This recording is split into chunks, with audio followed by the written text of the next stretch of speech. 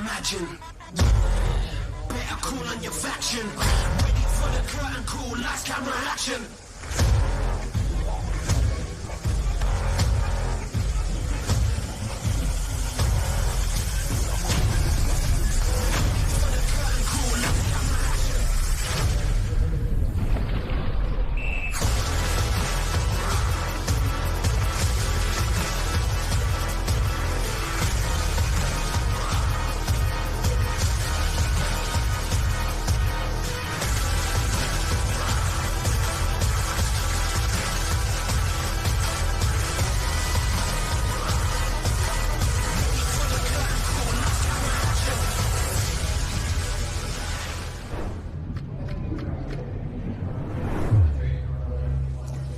And here we are. It is the final day of the Lifesaving World Championships. We are back at the Gold Coast Aquatic Centre.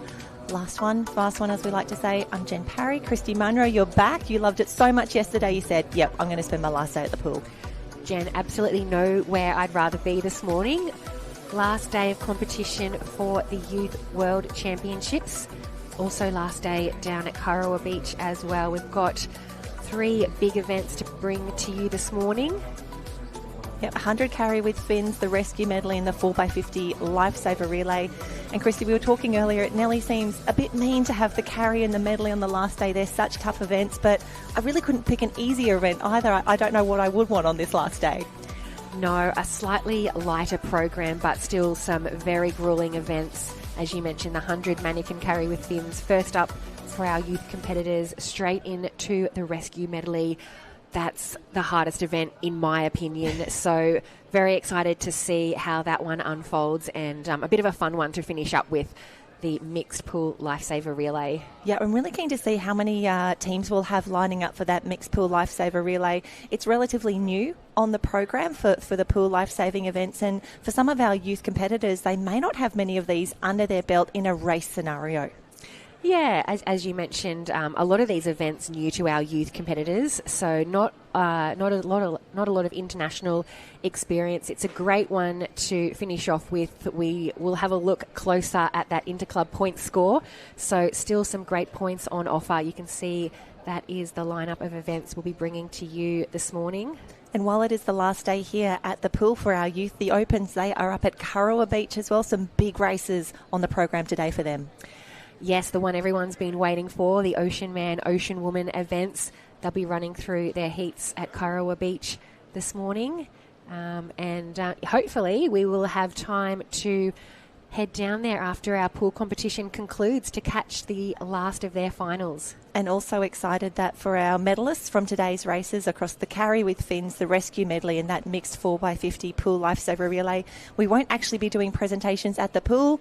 We're going to close out this afternoon after the finals, jump in the team bus, head down to Kurrawa, and really exciting that everyone gets to be together for those final announcements, the final presentations, just to really celebrate what has been a massive 17 days of racing in total. Yeah, it's a fantastic festival zone down there at Kurrawa. A really, really exciting spot where we have concluded most of our days down there. Medal presentation, the teams really, really get around it, and I'd say that there'll be a lot of excited athletes to celebrate the conclusion of what has been a very long but exciting World Championships. Some excited athletes, some tired athletes as well. And we have been speaking over the last few days. We've got the pool, we've got the ocean, but we've seen some incredible footage across the beach sprints, the relays, the flags. And I wanted to give a special shout out to the team from Sunset Beach from New Zealand. They're the new Interclub World IRB champions. So we've had the boats, but the IRBs, the Interclub has been decided, and Sunset Beach, I think they were mainly the Kiwi national crew for that event as well. They come over and they do a lot of our domestic competitions here in Australia, but it is now official. They are the world champions for the interclub racing. How good is that? It's fantastic. We got some intel on that yesterday, and some of our other fellow colleagues who got to go down and check out that IRB area said that they were just too good, the team from New Zealand. So they'll be going home with some gold medals. Loving that. And it looks like we have the live heats has been updating. So if you are following along, you can have your 2 live streams up for the pool and the beach. And liveheats.com is where you will find the results, the draws, the splits, all of the information that you need across all of the events here at the Lifesaving World Championships. And we can see already loving that the system is being updated by our officials and our marshals. We've already been able to collapse 1 or 2 races to have this first full race here for the 100 carry. So very much an Aussie mix with Daniela Harkis from Woodridge Surf Lifesaving Club in South Africa rounding out the pit field. So tough start for the day with Taylor Tompkins, Amy Newton, Mika Locke, Amelia Bray, Tara Newton, Ryan Spence and Daniela lining up for the 100 carry with Fins. Christy, this is one that just burns the legs. Yeah, we won't be too far away from a start, as you mentioned there. Heat number 1, they'll be just finishing up in that marshalling area. This is a real leg burner, so our athletes will sprint that 50 metres with their fins on, pick up a mannequin off the bottom, and it's a straight race back home. So yeah, really absolutely no rest. We'd expect a lot of the competitors to do the first 50 underwater is probably the fastest way to get it, but it's a balance, isn't it, between that real lung burn and the leg burn. So we might see a few different techniques and different strategies unfold throughout the heats this morning. And that's been the beauty of having these underwater cameras in the mix as well, being able to look at the different techniques, see what the tactics are. And as a youth competitor coming through, it's really tough as you build into that first 50 with fins. Generally, you start out, you come up at the 20, 25 metre mark and you keep on pushing it. But I remember the anxiety of doing that first race, 50 underwater the entire way, doing a really swift pickup as well, pushing off the wall. And trying, all you want to do is come up at the 2 metre mark and take that first breath. It's so tough, and I really hope for some of our young athletes, today could be the day that they execute those tactics or they do it in a race pace pressure situation. It's definitely a mentally tough event, as you mentioned there. Making that decision to go 50 metres underwater, it's physically all of these athletes are very capable of doing that, but mentally you really have to get yourself prepared because you need to be confident that you're going to have enough left for that second 50. So, we'll see what our athletes choose to do through the heats. Perhaps they will pop up and swim a little bit of that first 50 and maybe making that underwater for the finals, leaving that few seconds to shave off come the finals this afternoon. We can just see on screen there some of our competitors getting ready for the first heat of the women's 100 metre mannequin carry. And Christy, I think we've had a few more withdrawals, just refreshing live heats now. I think we're going to skip nearly down to what is heat 3 in the program and having a look at that cap that is beating Heim-Bissingen. That's going to be Carolyn Coda. She is going to be in lane 2. So it is now Carolyn Coda from Beating Heim-Bissingen, Regan Copsey from Maroochydore, Ashlyn Kennedy from Tweed Heads and Coolangatta, and Amagi Magotsi from Clifton Surf Lifesaving Club. So great to see Amani back in the water. Had a little bit of trouble with her toe earlier, so very much looking forward to her putting a big race on here. So 4 athletes to start off the 100 carry. And Christy, we actually spoke about this earlier today. As the fatigue sets in, we are expecting maybe a few empty lanes. There's less tents in the crowd as people start to head home. So it's been a massive program for some of these girls. It really has, Jen. You're absolutely right there. And as you mentioned, we've got 2 of the most gruelling events lining up here on the last day. So we'll wait to see just how many of these youth athletes are going to contest the 100 mannequin carry with fins. It's a slightly less technical event, a bit more of just a straight-out speed, 50 metres with your fins, a little bit of technicality in that mannequin pickup, and a straight sprint with that mannequin back on that towards that second 50. So in some ways that's not a bad thing. You can maybe switch your mind off and just focus on the speed element of this event. Well, you really want to switch your mind off in that 100 medley later today as well. I feel like that's the worst in terms of you swim over your mannequin on the way down there and you're swimming and you're swimming and you're swimming and you're thinking, oh my gosh, I have to go all of that underwater in a moment. This is going to be rough. But the girls are away already. Wonderful at really close to 8 o'clock, having this first race in the water. This is what we want to see. And a massive shout out to the marshals, the officials and the athletes working so well together to really move through that program. I did promise you short, sharp racing yesterday. Were you pleased with how it ran? Was it a surprise? So efficient, and you're so right. A really big shout out and thank you to the officials that are getting through these heats and this program. I think we were running ahead of schedule yesterday, and the word out there on pool deck is that we might be also a little bit ahead of time today. We'll keep you updated with what time our finals package will start. But for now, fantastic start there. Regan Copsey, she was first to turn. We can see the top of screen. We've got Carolyn Coda from Bietigheim-Bissingen just starting to challenge. And Christy, this is the point of the race where the girls have given so much on that first 50. The Finns, I don't think we can really truly explain how big, broad and how stiff they are as well. Like, it's so hard to move them through the water. So at this last pace now, as the girls come into the flagged area, touch the wall, that's a really great time for heat number 1. Yeah, Carolyn Coda, 1:04. Very, very efficient. She is not mucking around, really hoping to get herself a spot in an A or B final. Regan Copsley coming in second there, 1:06. So great times from our youth competitors. Heat number 1, taking a look at that replay, a big breath. We can see some of those athletes. Regan all the way underwater. That's so impressive. And especially first race, first heat of the day. I don't know why, but it feels like there is extra pressure to open the proceedings. Yeah, I think there's the other side of it. It's nice just to get that heat out of the way. They can just go reset, watch the other heats. They've laid down at their fastest times. So it's just a waiting game now to see whether it's an A or a B final. And we had some nervous waits yesterday. We had some real bolters across both the men's and the women's events. So we will have to wait and see what happens there. Carolyn Coda, the first great time on the board there for the 100 carry with Finns. We can see that 1:04.72 is now the mark to beat. So looks like we've got quite a few changes coming through here in the program. I think we are, technically speaking, maybe up to heat number 5 in the program. So loving that action there. So I think we can see the girls on the blocks already. So taking a look at some of the caps, again, we see the girls stepping up again and again. We talk about it's 17 days of racing overall for everyone, but for some of our officials who's been on deck for probably 15, 16, 17 of those as well, great stamina from them. Yeah, they'll be looking forward to putting their feet up this afternoon.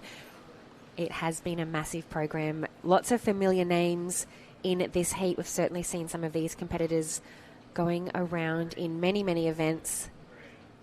Tara Schotter from Northcliffe, Louisa Brockmeyer there from Haasvenkel, Pippi Barlow from Maroochydore, Abby Corrance from Redford and District Lifesaving Club, Kira Van Herden from Clifton Surf Club, got Charlotte Boma from Wanda and Bianca Raywood closest to screen there, Burleigh Heads, Mowbray Park. So we love that yellow cap from Clifton there. Kira, she's been in action for both the national and international competition, as has Bianca Raywood. She raced for Australia, and Tara Schotter at the top of the screen. She raced for the junior Black Finns there. So one of the races of the day for me yesterday was Bianca Raywood's 200-metre Super Lifesaver. That was just dominant. We know how fast she is in those ocean events, and she is really showing her dominance in these pool events as well. Starter got them away. That's Kira Head, and we can see underwater. I'd say it's a race between her and Bianca Raywood in lane number 8. But as we pan out, I'm really keen to see where Tara Schotter will be. I don't think she did this race for New Zealand at the national teams comp.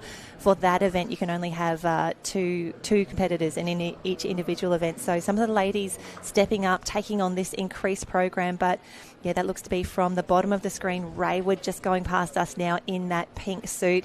We've also got Clifton Beach, and I think that could be Louisa Brockmeyer from Haasvenkel, and Pippi Barlow, the black cap in lane 3, Beachy turned pool lifesaving world champion.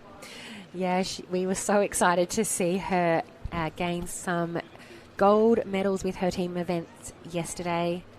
Clifton Beach on screen there, just taking the lead from Bianca Raywood. Not much separating. Bianca's happy just to glide in there. And you've got to think for Kira, this would be one of her favourite events. She was 5th at the National Championships last week, a time of 56.56.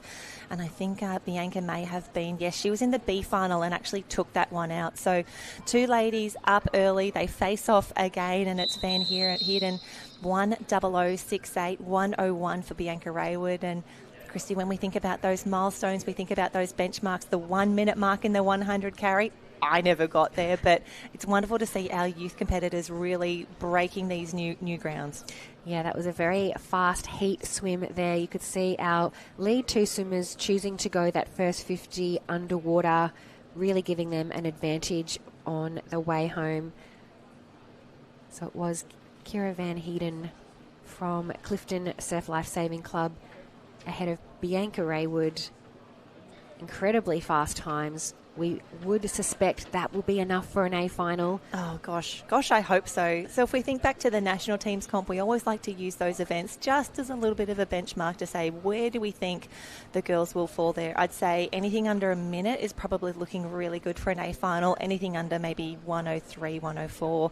But we will find out very soon, because you can just see the last heat. Well, the next heat is up on screen. Some different caps coming through, but again, familiar faces. Jay O'Prey from Maroochydore in 1, Ruby Simmons from Sunshine Coast Grammar Pool Lifesaving Club in 2, Ellen Hodgkinson, another of our friends from Clifton in South Australia in 3, Carla Drury from Elwood, Mina Lentz from Langenberg, Eleanor Marshall from Drayton Valley, Georgia Mill from Waimorana, and Chloe Turner from Retford and District. She's in the pale blue cap closest to us on the bottom of the screen. And just thinking about some of our German friends here, how good was Luckenwald yesterday in those relays, and the individuals, of course. Yeah, they were the most excited club down there on pool deck. So loud, supporting all of their athletes, and it was great to see the success, and it was really infectious, and I think they were all just feeding off each other. Yeah, we did love to see that. Luckenwald picking up medals in both the men's and women's relays. Fantastic start there. Eleanor Marshall from Drayton Valley Lifesavers from Canada. They've got the bright orange caps. That makes it very easy for us to track them through the pool. And Christy, before we had the underwater cameras or these higher angles, this was one of the toughest races to know where people were, to try and call a race. It's not really the spectator sport in that first 50 metres.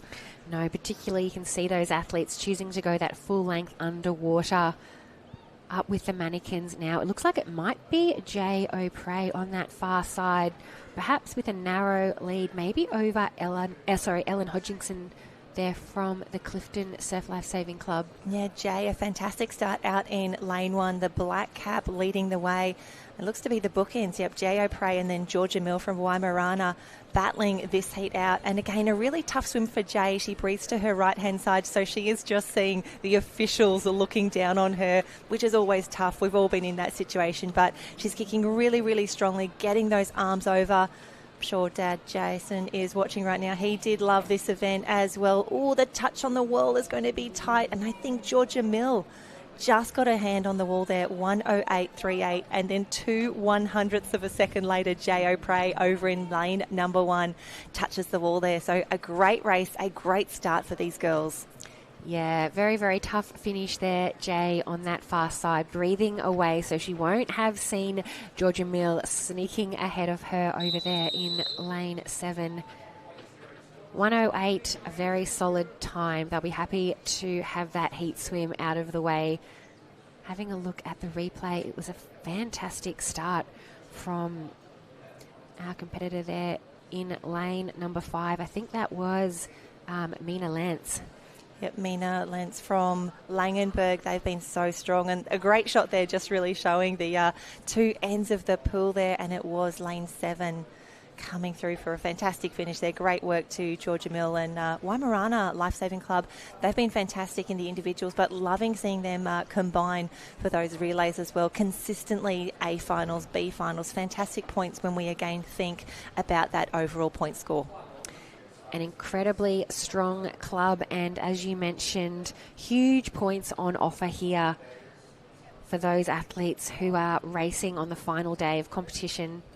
We can see more of our German friends in this race here. Emma Pretz will lead us off in lane number 1 from Vallender, Daria Burkhardt from Langenberg, and then we have from the Currumbin Beach Vikings, LED Etherington and Marley Clark. Isabel Wilkinson will be in lane 8 from Retford and District, the pale blue cap, and Katarina Mecklingsey from Haasewinkel. So lots of ladies starting to line up, and Christy, I am loving the work of our marshals. Technically, by live heats, we are in heat number 7 already. Flying through these 100 mannequin carry.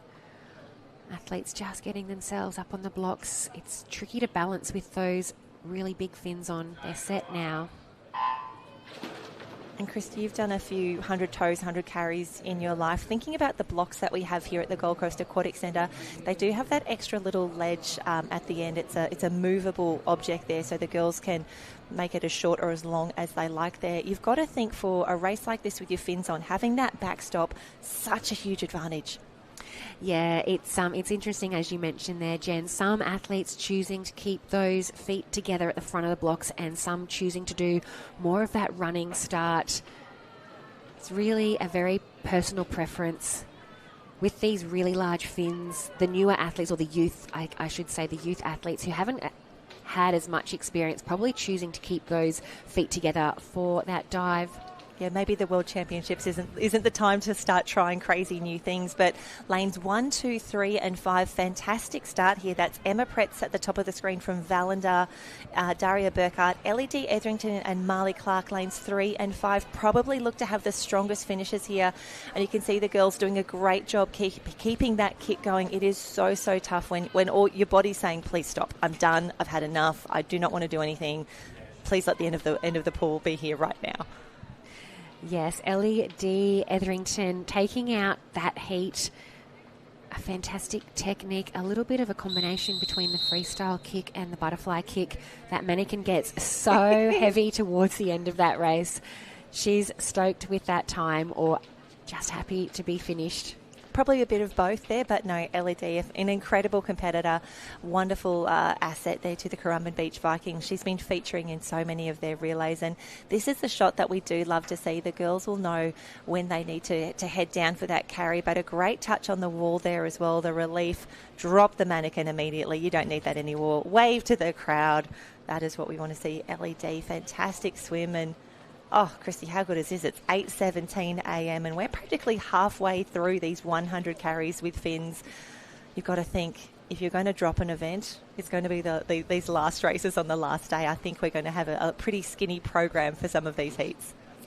Yes, 1:09 there for Ellie. Anything under a 1:10 is a really solid time in this particular event. And so, yeah, Kira Van Heerden still the fastest qualifier at the moment, 1:00.68. No sub-60 swims on the board, but we have a look at the next heat up now. So we have Neela Yannick from Lukenwald, Sia Tosca Morgan Spear from Bietigheim-Bissingen, Finja Goldman from Norderstedt, Amber Rose Berry from Clifton, Manya Yami from Norderstedt, Rose St. Gelais La Montagne from Canada, Club d'Entraînement en Sauvetage, Jana Pats from Bietigheim-Bissingen, and Tara Newton from Northcliffe, closest to us, bottom of the pool, loving the yellow cozies. Yes, with that maroon cap, we'll follow them as they head down. Only one athlete surfacing so far, a few more joining her now. So I don't know if any of the athletes in this particular heat have chosen the 50 underwater. Most opting to dive well and truly outside of those flags, giving them enough time to get down that 2 metre depth to pick up their mannequins. It's the fastest way to do it is a gradual decline. You don't want to get too close to the wall and have to do a vertical dive. Yep, it is really tough. I know when we had Harold Marshall here in commentary, we spoke a lot about how do you determine those angles, what's best for you. And again, if you do have the lung capacity, if you can back yourself on the way home, that's another reason why doing that first 50 underwater is actually an advantage, because in total, less distance to travel. Yes, you're not diving up and down. A 2 metre depth pool isn't as far as those 3 metre pools. Really tight finish on the wall there for all of those three athletes. Really impressed there with competitor in lane 5, that's Manya from Norderstedt. She came home so quickly, got those short little sharp strokes in there and really came through. I thought she might have pushed there for even first or second, but for Clifton Beach, she looks pretty happy with that one. Amber Roseberry, she comes through 109.53 to take out that heat. Probably a little slower off the blocks, but really came through strongly at the end. Good strong kick off the wall there. And what a finish. That was lane 6. That was Rose from Canada coming through as well. But not a lot in that one, Christy. And you would expect as we get into these seeded heats here, the finishes are going to get tighter and tighter. Yeah, that was the closest heat we've seen so far. The top 3 athletes all within that 109 time frame. Well, it's actually 109.53 through to 109.68. So really tight on the wall. And some of those finishes could be the difference between A and B finals. We can see heat number 9 lining up now. Eliza Parrish from Alex in lane 1. Aurelie Perron from Canada in 2. Zoe McKenna is back from Morty Alec. Charlie Barber, I think our sole Newport competitor, maybe in lane 4. Courtney Fitzgerald from Sunshine Coast Grammar.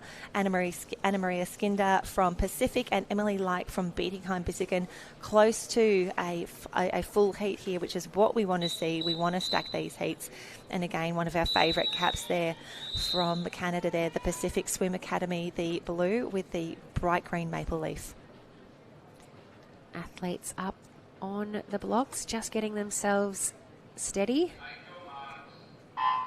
And if you're thinking that the girls maybe are taking a little bit longer, like you are allowed to take a few seconds here. It's not just like a normal swimming start when you don't have anything on your feet. It's really tippy up there, really tricky as well. So we do give the girls and the boys just a little extra time, make sure they're stable. We want to keep everyone as safe as possible.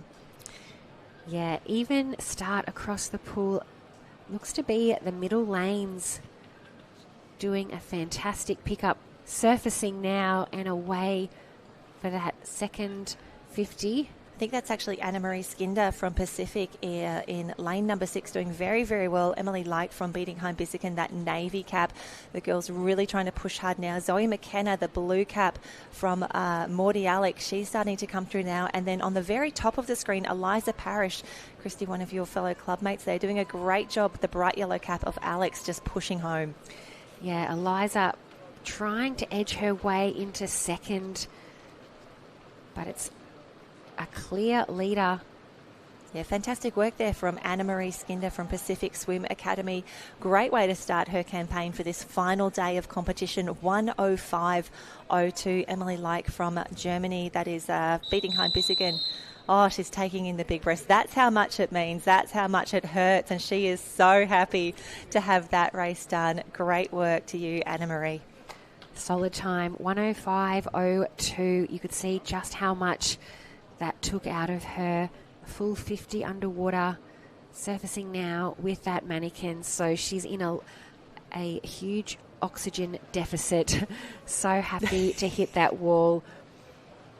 Taking some breaths, wave to her teammates. And Christy, I do love that as we are on the final day of competition now. There's a lovely relaxed vibe out on pool deck.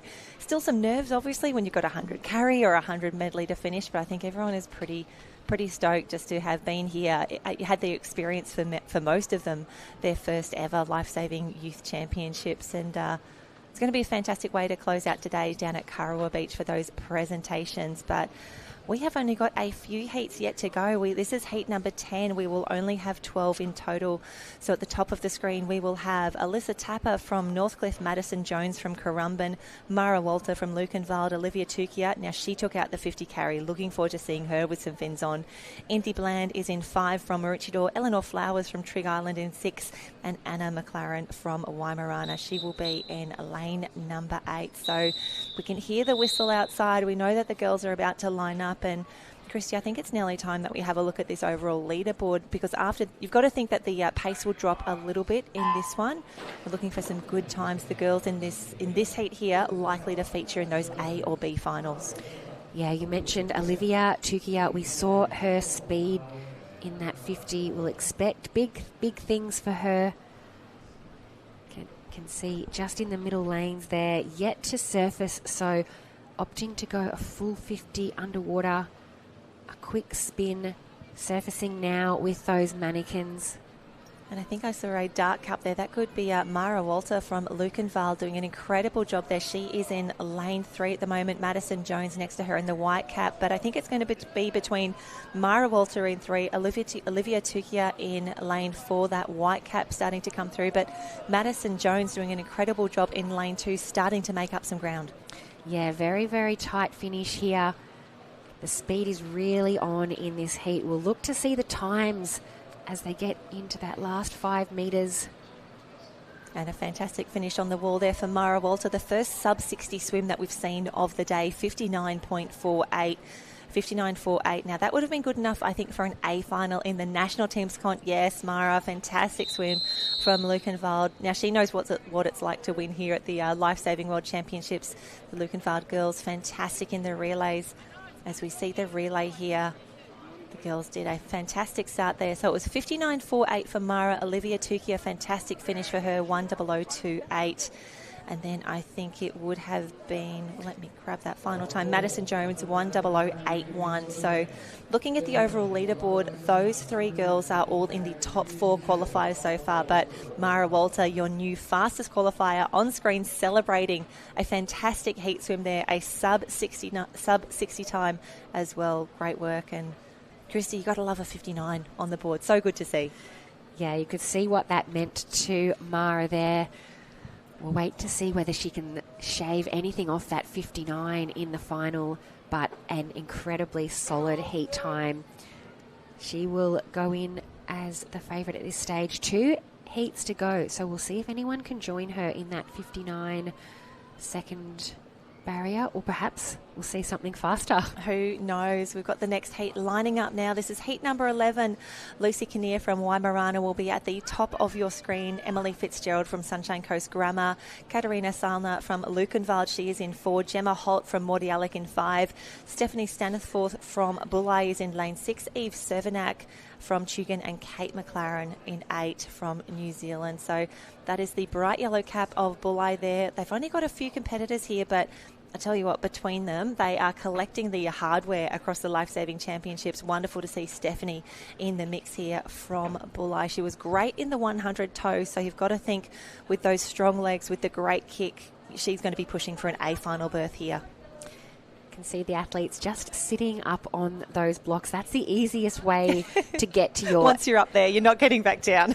No, to get to your set position, it's standing up on those blocks with those fins is the hardest part. So they're all up on the blocks, just sitting down, waiting for the starters' instructions. And I think we just saw a thumbs up come through, so we're ready for a start. We will hear the whistle. That'll be the signal for the girls to stand up and get ready. You can see the official's hand up in the air at the moment. That will drop to the right-hand side, and then they will be in the starters' hands. And Christy, great to see some full heats here, well, close to full heats here. Yeah, it's always great to have a little bit of competition in your heats. Push those times along. And thinking for some of those ladies in those first heats, they may have entered this championships without a qualifying time, but this will be a fantastic opportunity for them to now set some times into their next races. Great turn on the wall there. I think that was Katarina from Lukenwald in lane 4. And Christy, it's so important to lead with your heels as you do those spins, because the fins, the blades, they're very unwieldy. They're really hard to get around. But lanes 4 and 5, that's Katarina Silna and Gemma Holt from Mordialloc doing a great job. Gemma Holt finishing very strongly from Mordialloc, but it's all Katarina at this stage with that black cap, just pulling away from the rest of the field. That's amazing. Great technique. She looks like she's doing it so easy. Hand on the wall, 57. Ooh. 56.87. Have a look at that for Katarina. We're hoping for some sub-60 swims, Christy. How's a 56 sound? Well, she looked good, and that was fast. 56.87. Wowee. Lucy Kinnear was second there from Waimārana, 1:00.04. Gemma Holt, 1:00.05. And then Emily Fitzgerald, 1:03 back there. But wow, Katarina set this up absolutely perfectly in that first 50 coming through and looked amazing coming home. That time of 56. was it a 56? 56.87. Ooh, 56.87. That would have been well at home in the A final for the national team's competition. So wonderful to see her get a top result here. And then we see 56, 100, 100. Eve Sevenak from Tugan coming through 104, Stephanie 105 and Kate McLaren 106. So looking at that overall leaderboard, the girls really starting to shape up those A and B finals. We have only one heat remaining, and with only 6 ladies in there, you've got to think worst case scenario, Katarina Silna and Mara Walter, they're easily safe in that A final, the only sub 60 second swims we have. But for the ladies lining up next, that's Katarina Hoffins from Norderstedt, Abigail Skinder from Pacific Swim Academy, Isla Petherbridge from Marangi Bay, Bella Murchie, Morty Alec, Erica Orbell from Marangi Bay as well, and Vivica Herman from Hasevinkel. Now, Isla Petherbridge, she took out the 100 toe in a phenomenal time earlier in the competition, Christy. I wish you could have been here to watch that swim. It was just fantastic. Keen to see if she can put a solid 100 carry together as well. Swimming out of lane 4, they're probably the two most similar events, the toe and the carry. So we would expect her to be able to transfer those skills across to this event. Well, especially now that we see so many of our toe competitors going underwater on that first 50 now, the race is really, the Venn diagram starts to merge there. But really great pickups as well. I think the girls doing an incredible job here, and a nice even field for now. Yeah. The early pace coming from those middle lanes. We thought a 100 would have been easily good enough to make the A final, but we'll wait and see if in fact it is enough. So that's Isla Petherbridge in lane 4, the red and blue cap. But across from her, Bella Murchie 2 lanes down. This is going to be a fantastic swim. Abigail Skinder not out of this one yet. And there we go. Isla comes through in a 101.84, Bella 102, and Abigail a 103. So great swims there, but no sub 60s in the mix. So I feel as though our leaderboard, looking at that top 8, Bianca Raywood, who was our early leader that time of 101.14, she will be the 8th qualifier. She will be sneaking into that A final. And Isla Petherbridge, who we just saw from Marangi Bay, taking out the final heat, she will lead us off for the B finalists. Narrowly missing out by a few hundredths of a second. Yep, that's a great swim though for Isla. So the A final for the ladies this afternoon, we'll see that shape up now, but just celebrating Isla Petherbridge, Bella Murchie and Abigail Skinder 101s, 2s and 3s. So the A final will be Katarina Selner. Now she was well clear of the rest of the field with a 56.8. Mara Walter from Lukenwald, her teammate, in the mix. That is what the A final will look like this afternoon. Olivia Tukia, Lucy Kinnear, Gemma Holt, Kira Van Heerden, Madison Jones and Bianca Raywood. That is a fantastic race. 56s through to 101 lows. And then the B final will have Isla Petherbridge, Eleanor Flowers, Bella Murchie, Indy Bland, Anna McLaren, Abigail Skinder, Emily Fitzgerald and Carolyn Coda. So just on the cusp there, Carolyn Coda sneaking in with a 104. But as we've all learnt, Christy, it doesn't matter how you get into those A and B finals. As long as you're there, you have an opportunity to post some times and potentially take out a world title. Wasting absolutely no time at all. We're into the men's 100 mannequin carry with fins. First heat now in the water. Oscar Starr Thomas from Maroochydore on the far side with an early lead in this first heat. And we saw this yesterday, the Maroochydore teammates in these early races. Oscar, Darcy Higgins, Byron Diekman, and then Cooper Hudson from Cairns is closest to the bottom of the screen. But a great battle for now between Oscar and Darcy. The boys will know each other is right there. They just need to keep the arms going. The legs will follow from there. And some nice streamlined mannequin carries there as well, Christy, tight into the hip. Yes, nothing much separating them. Oscar Starr Thomas coming home strong at the end just to get the win in that one in a 51.82.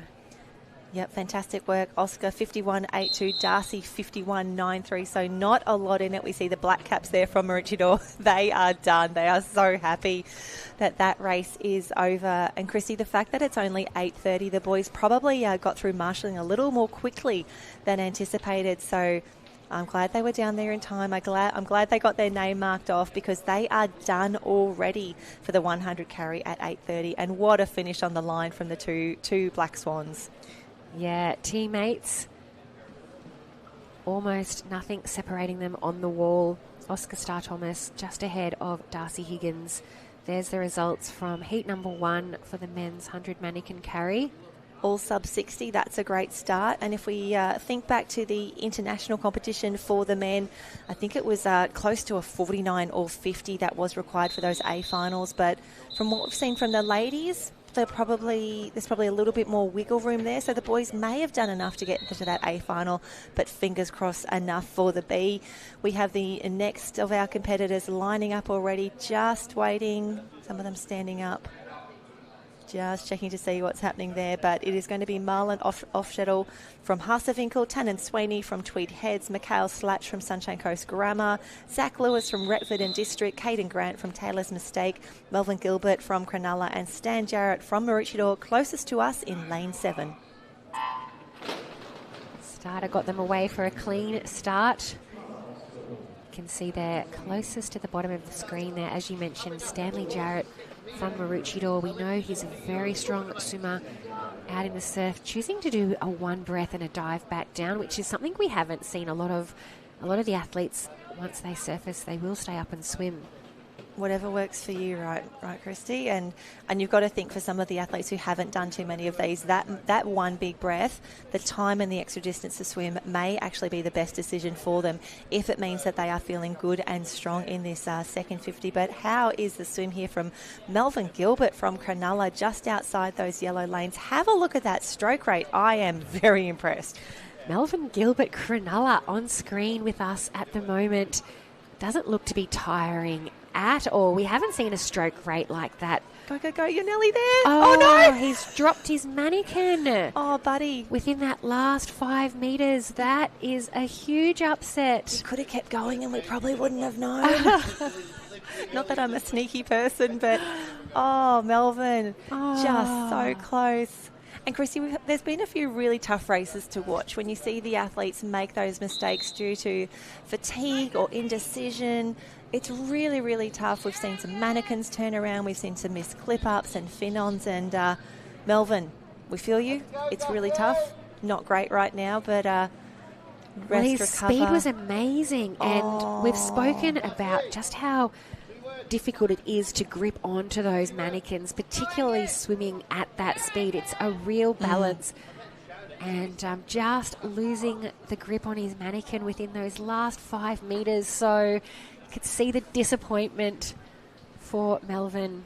Yeah, that's a tough one. Caden Grant coming through 105, Stan Jarrett 105.8, Marlon from Germany 107. But yeah, I think that's obviously terrible that happened to Melvin there, Christy, but I think when you see so many athletes holding onto the mannequin the entire way, you think, it must be easy, there must be a handle, there must be... No, it's really, really hard. And if you think for some of our younger competitors, our female competitors, they don't have massive hands. It's really hard to get a grip, which is why we're seeing a lot of those headlocks or the ladies who carry the mannequin by the arm.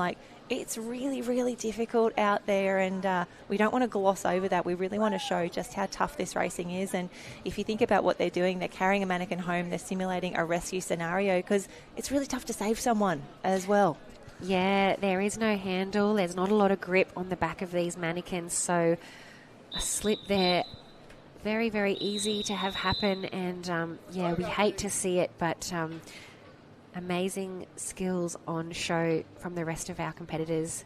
And we've got 2 from Clifton in the beach here, lanes 1 and 8. Kaito Tui in 1, Ben Chilvers from Retford and District, Anders Pettigrew from Gilly, Caleb Wilford from Drayton Valley. We've got Angus Liddell from Mordialloc, Callum Merrills from Retford and District, and Josh Huntington, the second yellow cap in the mix, all the way down in lane 8. And Chrissy, I think that looks to be lane 4, Anders Pettigrew all the way underwater with Angus Liddell from Mordialloc. Yes, Jen, we can see them now leading with the heels, a good push off the wall, surfacing with the mannequin, probably out at that flag mark. So taking about 5 metres to surface with those mannequins. A tight race across the middle of the field. Yeah, we can see Caleb Wilson from Drayton Valley. That's the orange cap in the second of the yellow lanes. He's really making his move now. Clayton just extending his lead. Again, looks like a fantastic technique, and perhaps that's why we are seeing a slightly slower stroke rate, just to keep yourself safe, keep yourself out of danger with the grip on that mannequin. Strong finish on the wall there. Caleb Wilford in a 1:03.41. And great to see Callum Merrills come through from Great Britain, the club of Retford and District. We've seen those pale blue caps all the way from the start of competition. They were here for the Masters, so having a chat to a few of the ladies out at the coffee cart earlier today, they've just been loving their time here, and so wonderful to see that they've got the entire crew here from the youth through to the Masters, consistently competitive, and a few gold medals in those Masters line throws as well. So they're going home with some very special mementos of the Lifesaving World Championships. Look at the results there now from heat number 4. There we go. Caleb Wilford, it's official, 1:03.4. Callum Merrills, 1:04.8. And it's still those early heats, or that first heat where we saw Oscar Starr Thomas, Darcy Higgins, Byron Diekman and Cooper Hudson. They were the first 4, and they are still the only men to go under that 60-second mark. So great swimming so far. We've got some fast swimmers coming through next, and a lot of Canadians in the next field as well. A big welcome to all of our friends there. So in lane 1, we've got Seth Grayson from Retford and District, Christopher Calibert from Currumbin, Jacob Middleton from Hena, Ethan Parsons from Drayton Valley Lifesavers. Then it's Vincent Lalanset from Narwhal Sauvetage, Wyatt Webb from Drayton Valley, and then Narwhal Sauvetage also, Emile Fortin and Gabrielle Deschamps. So lots of Canadian flags in there, Christy. Loving to see the international flavour. No Aussies, no Kiwis in the mix at all. Oh, no, we do have. There we go. Lane 2, Christopher, my apologies. Yes, Christopher will probably not know how he'll fare against the rest of the field. Perhaps not having raced too many international meets. An early surface there from one of our Canadian athletes, with the athletes on the top of the pool there, top of the screen, choosing to go that full 50 underwater. That will be Seth Grayson, our early leader over there from Retford and District Lifesaving Club. I think that's a white cap. That could actually be Christopher from the Currumbin Vikings. It's so tough to pick underwater. But there you go. He's got a solid body length on the rest of the field for now. And then Jacob Middleton, there he is from Hena. It's a black cap with the gold H on there. He is currently in second, trying to hold off Ethan Parsons from Drayton Valley in lane 4. But a fantastic swim. Oh, Christy, lots of breaths under the flags, and we're going to forgive them for that because it is such a tough race. There we see Chris is through another. Alrighty, here we go. The sub 60-second times are on the board. Yes, 55.25. Christopher Calibert from Currumbin there. Very solid time. It's the fastest of our heats so far. Absolutely. There we've got Jacob Middleton, 57.3. Ethan Parsons, 58. Vincent coming through in a 59.59. Great to see. Big swims. Paces increasing as the times drop, and you've got to think, how many do we have left actually? We can't have too many, knowing just how they have been combining them from here. Oh no, we've still got 5 heats yet to go. Alrighty, we've got some swims to go. We've got some times to get on this board, and a huge congratulations to the crew there. It's still Oscar and Darcy from Maroochydore 1 and 2. Christopher Calibert coming through in that 55.25. Jacob Middleton, Ethan Parsons in the mix. A great swimming. Heat number 6. We can see they are making their way up to the blocks already, and we hear these names again and again. Christy, Kingston Lowe from Northcliffe in 1, Matthew Percente from Clifton in 2, Rowan Toon from Northcliffe in 3, Prosper Leidinger from Langenberg, Felix Croker from Norderstedt, Riley Waite from Shelley Beach, Liam Schweitzer from Woodridge, and Joseph Skinder did a fantastic super yesterday. Back in action now in lane 8 for the 100 carry. Yes, just waiting for the pool to get cleared and the mannequins to be reset at the far end of the pool. So we've seen a lot of the Northcliffe cap, and we just to remind everyone, if you're thinking that, there's a lot of the similar caps starting to pop through, for the inter-club competition, you can have 10 men and 10 women in your teams and up to 4 athletes in each of those individual races. So not uncommon to see 3 and 4 from the same club across the A and B finals. They're here for a reason. They want that point score, but they've got to get through a few big individual swims. Joseph Skinder closest to us, looking very, very good. Middle of the pool, though, I want to say lanes 3 and 4, Rowan and Prosper, I think it is, from Langenberg, all the way underwater. Whip those ankles around, and then you get up and you're rewarded with a big breath. Yeah, I'm loving these underwater shots. Just seeing the speed and the skill of the athletes as they go past us now. And that's Prosper Leidinger. Fantastic swim there, the black cap from Langenberg. But have a look at lane 2 come through now. Matthew from Clifton Beach in the yellow cap. And on his outside as well in lane 1, that's Kingston Lowe from Northcliffe, just trying to power over the top here. But how good are the skills from Langenberg? They were incredible in the women's. Coming through now, big touch on the wall, 55.03, fantastic swim. 55.03 for Prosper. Matthew from the Clifton Surf Lifesaving Club, 56.58, and it was Kingston Lowe from Northcliffe, 56.61. We saw the Northcliffe boys combine really well in some of those relays yesterday. Some big wins, some big world championships for them. You've got to think they're getting tired. Minimum 5 days of competition for each of those. They would have been doing a massive ocean program as well. Probably got pulled in for a beach relay, a rescue tube rescue, a little bit of everything, but performing really, really well. But a huge congratulations there, Prosper from Germany, coming through for a win. Maybe 4 heats yet to go. I'm going to have a little sneaky peek at the leaderboard. So Jacob Middleton from Hina in Great Britain, he's currently in 8th position with a 57. You've got to think it's going to be around that 55, 54 mark maybe to make the A final. And for the A final, maybe 57, 58.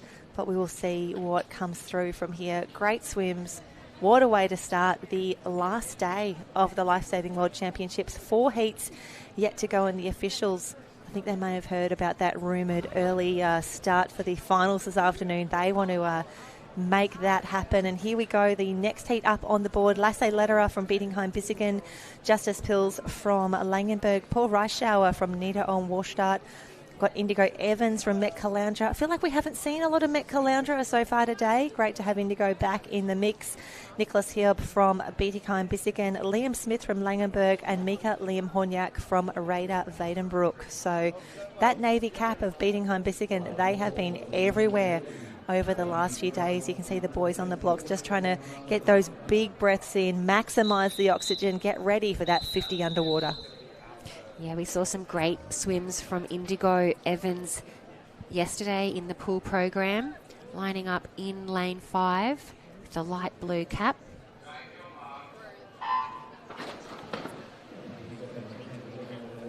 And a good start in lane 8 from Mika Horniak from Raider Vadenbroek.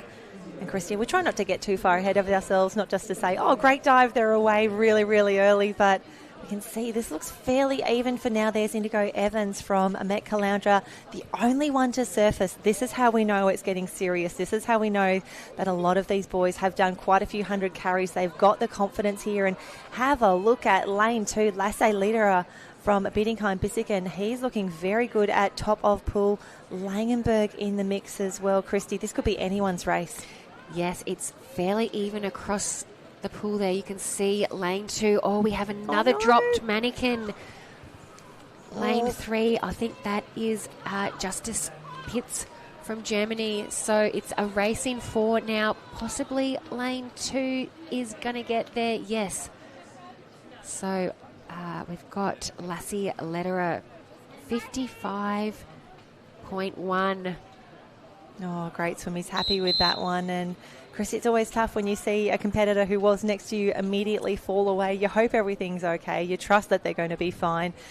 But it is Lasse Lederer 55.1, Nicholas Hiob 55.2, Liam Smith 55.49, and 2/100ths of a second behind him, Paul Reischauer in the mix. So the Germans really showing us how it's done here. Mika coming through as well in a 58, and that has started to shake up the A final. Yeah, he's happy with that one as well. He should. I think that's going to pop him into the top 4 overall. You've got to love that. From that heat just there, Prosper, Lasse and Nicholas all doing a great job there. Whereas Liam Smith is now currently 7th overall with that 55.49. So starting to get exciting here, and it's definitely going to be sub 55 to make that A final. We can see the next heat lining up already. We have only 3 heats yet to swim. Raffi O'Sullivan, top of screen from Gilly, Devon Michael Gordon from Lukenwald, Heath Corrie from Mordialloc, Noel Langer from Langenberg, Lachlan Vink from Metcaloundra, and Alex Walker of the Currumbin Beach Vikings. He will be in the white cap closest to us, but lane 6, Lockie Vink looking very focused. He's ready to go. And again, Christy, the advantage of being in these later heats, you sort of know where the times are sitting, you know how much you need to push it, but honestly, the advice is always give it everything you've got in the heat if you want to be in a final. Don't leave anything to chance. It's a nervous wait knowing you've got to clock 55 or under to give yourself the best chance of making that A final. Ooh, a flying start there from Raffi O'Sullivan out in lane 1. Love that for him. There we go. And the boys are away. Are we going to have one of the first races where we're all underwater for the first 50? I think it could be. We can see the pool setters in the background as well. But, some fast turnarounds in the middle of the pool. That could be Noel Langer, Lockie Vink in the mix. But I think it's going to be Heath Corrie from Mordialloc. The best of it for now, that bright blue cap. Have a look at his kick rate, Christy. Yeah, it is Heath Corrie from Mordialloc. Just keeping that mannequin in that slipstream. Another difficulty that we saw some of our competitors having, you can accidentally kick your own mannequin, which can dislodge it from your hands. So no trouble at all there for Heath Corrie. Wow, 48.3. And that is a solid 2 and a bit seconds clear of the rest of the field. Lockie Vink coming through from Metcaloundra. So we've got Heath and Lachlan now. Our fastest qualifiers, Oscar Star Thomas from Maroochydore moves into 3rd position. Darcy Higgins, Oscar and Darcy in that very first heat. But Christy, so good to see the first of those 48s on the board. And that is definitely competitive with the international results that we saw last week. That would have booked him an A final berth at the national team's comp. Incredible swim there. And it was a DQ to Raffi O'Sullivan. I said it was a flying start, and it was actually a break. So maybe too much flying. Yes, just by a fraction of a second there. So unfortunate for Raffi O'Sullivan. Oh, that's tough. Especially when you have to do the whole 100 carry afterwards as well. Hopefully he was just thinking, I am nailing this. I'm doing a great job. Hopefully someone manually did grab that result for him and note, like, we just got to work on that start, and we've got a fantastic race to put together. We now have only 2 heats yet to swim, 2 heats to go in the 100 carry. We've seen only 1 sub 50. Could this be the race where we see a few more come through? Tristan Hübner-Hecker from Bietigheim-Bissingen, and Luca Widmer from Metcaloundra, Jaden Dion-Dor from Lukenwald, teammate Devon Cath in the mix, Kai Gilbert, Super Lifesaver champion from yesterday from Northcliffe in lane 5, James Lee Metcaloundra in 6, William Love in 7, and Florian Lockman from Niederolm Warstadt. And William Love, Christy, was one of our gold medalists in the line throw. Oh, wow. Good to see. Good to see him lining up there in lane 7. Athletes looking pretty relaxed as they're sitting on the block. So currently we have Prosper from Langenberg, the 8th fastest qualifier with a 55.03. So definitely sub 55s required. Let's face it, maybe low 55s by the end of these next 2 races. So our second last heat in the water now. And you've got to think nearly all underwater here, Christy. They look pretty pretty deep at the moment. It is 2 metres across the entire bottom of the Gold Coast Aquatic Centre. Definitely when the first of our opens arrived for the national team's comp, they said this is a fast pool, and that is one of the reasons why the boys up and away. But it is going to be lane 4. Devon Karth doing a great job. Kai Gilbert right next to him. Expect Kai to come home very strongly. And in lane 3, Jaden Dion from Germany. That is 1, 2, 3 for now, but James Lee from Met Caloundra, the pale blue cap on the bottom of your screen, might be pushing up into 3rd.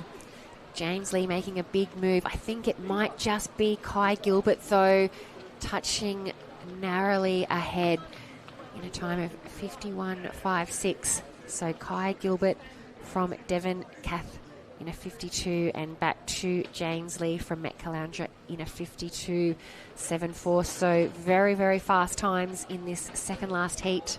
Yep, great racing there, and Kai was in the A final for the international comp last week, so that we know he's got a fantastic 100 carry, and we just see him get these great kicks on the wall, a big, strong finish there. And unfortunately, Christy, it looks like we've had another disqualification. Luca Widmar, who finished really strongly there. Unfortunately, a DQ for him. Yeah, we're not quite sure where Luca went wrong, but the rest of the field finishing under 60 seconds. Maybe enough for a B final for some of those. Could be. Only one heat yet to go, and now it is James Lee from Met Caloundra who occupies that 8th position, a time of 52.41. So having a look at the full heat we have here, love that. The final race of the 100 carry heats here. Matthew Lowe in 1 from Northcliffe, Louis Herter from Niederolm in 2, Jack Hantford, Marangi Bay in 3, Braden Woodford from Bulli. He'll be in the mix there in lane 4. Noah McDonald from Pacific, Jackson Braden from Currumbin, Lucas Wunda from Lukenwald, and Jacob Falconer from Ocean Beach. Big swims, one more heat. Great to see Jacko in the mix there, but anyone's race from here, Chrissy. Braden Woodford, you've got to think, is close to a favourite in this one. I think he was 4th at the national team's comp, 47.99 his swim there, 47.99, but again, I'm still thinking about Heath Corrie, who has gone 48.39, still 2 seconds clear of the rest of the field as we line up the final heat to confirm these A and B finals. And Christy, it's not even 9 a.m. yet. It's 8:55. I'm exhausted watching these heats. A lot more nerves on the faces of the men in heat number 10. They know what they have to do. I'm going to need to lie down. Actually, I'm going to lie down now. You take this next race. I need a break. Jen, stick with us. We're going to see some very, very fast times posted. As you mentioned there, Braden Woodford in lane 4 from Bulli, possibly the favourite in this heat. But we need to get them through this heat safely, just as we start to see those DQs come through. And you've got to think on the end of 1 or 2 weeks of racing for these competitors, that's where your mistakes start to come through. That's where the fatigue sets in. So we've got, I think that is Braden currently in the lead in lane number 4, out on lane 8 as well for this heat. A fantastic start from Jacob Falconer from Ocean Beach as the pool setters go past there. But that yellow cap of Bulli looking very, very strong. Lane 7 as well, Lucas Wunda from Lukenwald, a fantastic swim. And in lane 1, Matthew Lowe. So the entire width of the pool, we've got anyone's race, but probably Braden Woodford's. Yeah, Braden's looking very strong in the middle of the pool. On screen now, that yellow cap from Bulli, 5 metres to swim. So Braden Woodford will hit the wall first in a time of 50.29. So not our fastest qualifier, but he will safely make it through to that A final with that time. Oh, absolutely. Great to see Jacko Braden coming through there in 52.1 as we get the instant replay of this full heat, the last heat. That's Braden, who's about to surface now, coming through. Great finish, strong on the wall, got everything done there, and he's going to be the second fastest qualifier for that A final. But Heath Corrie, the one to beat. Heath Corrie in 1, Braden Woodford in 2, Lachlan Vink, Kai Gilbert, Noel Langer, Devon Karth, Oscar Starr Thomas and Darcy Higgins. They make it from the first heat of the day. They will be there in the A final. James Lee will lead us off in the Bs. And then it will have Matthew Lowe, Jackson Brennan. Fantastic to see him in there. James Lee, Jacob Falconer, Lucas Funda, Jaden Dion-Dore, Jack Hanford and Devon Gordon-Michael from Lukenval will be the final qualifier in the B. But on screen right now, that is what our A final will look like this afternoon for the 100 carry with fins. And Christy, we're just about on at 9 o'clock. I cannot believe that we're already through the 100 carry with fins. That was probably one of the bigger races that we were expecting today. The rescue medley is up next. And as you say, your least favourite, what you would claim to be the toughest race on the program. And I do love that we all have different views on that. To me, it's, I would say, the 200 obs any day of the week, the toughest race. But the girls getting ready. They would have seen those heats really starting to move through quite quickly and thought, yep, I better get down there. If I'm in those first few heats for the 100-metre rescue medley, I need to be there. We see Raywood on the screen. Great to see Jasmine back in the mix. And Naisha Shetty from India. Cannot wait to see her fly in this one. Naisha from India was in the B final for the international teams competition last week, a time of 1:22. I have it on good authority that was definitely a PB for her. So really keen to see as she continues to improve if she could put something special up now. But hey, Jay, she's trying to figure out which way the camera's going, looking left and right there. But here we go. So we've combined a race or two already. This looks to be Heat 3. That is going to be, as per live heats, Regan Copsey from Maroochydore in lane 1, Naisha Shetty from Rashtira in India in 2, Jasmine Raywood, J.O. Prey, Tara Shodder from Northcliffe, and lots of Northcliffe and Maroochydore in the mix. Sammy McGrath and Amy Newton will round out this race here. So heat number 3 for the rescue medley, Christy, thinking that we'll have maybe 10 heats in total, maybe just less, but for the girls, this they know they need to get through a rescue medley, but the anticipation would be building. You know you're getting through the program. You know you're on the last day. Everyone's feeling tired, but a little more relaxed as we come through. This must be a really wonderful position to be in.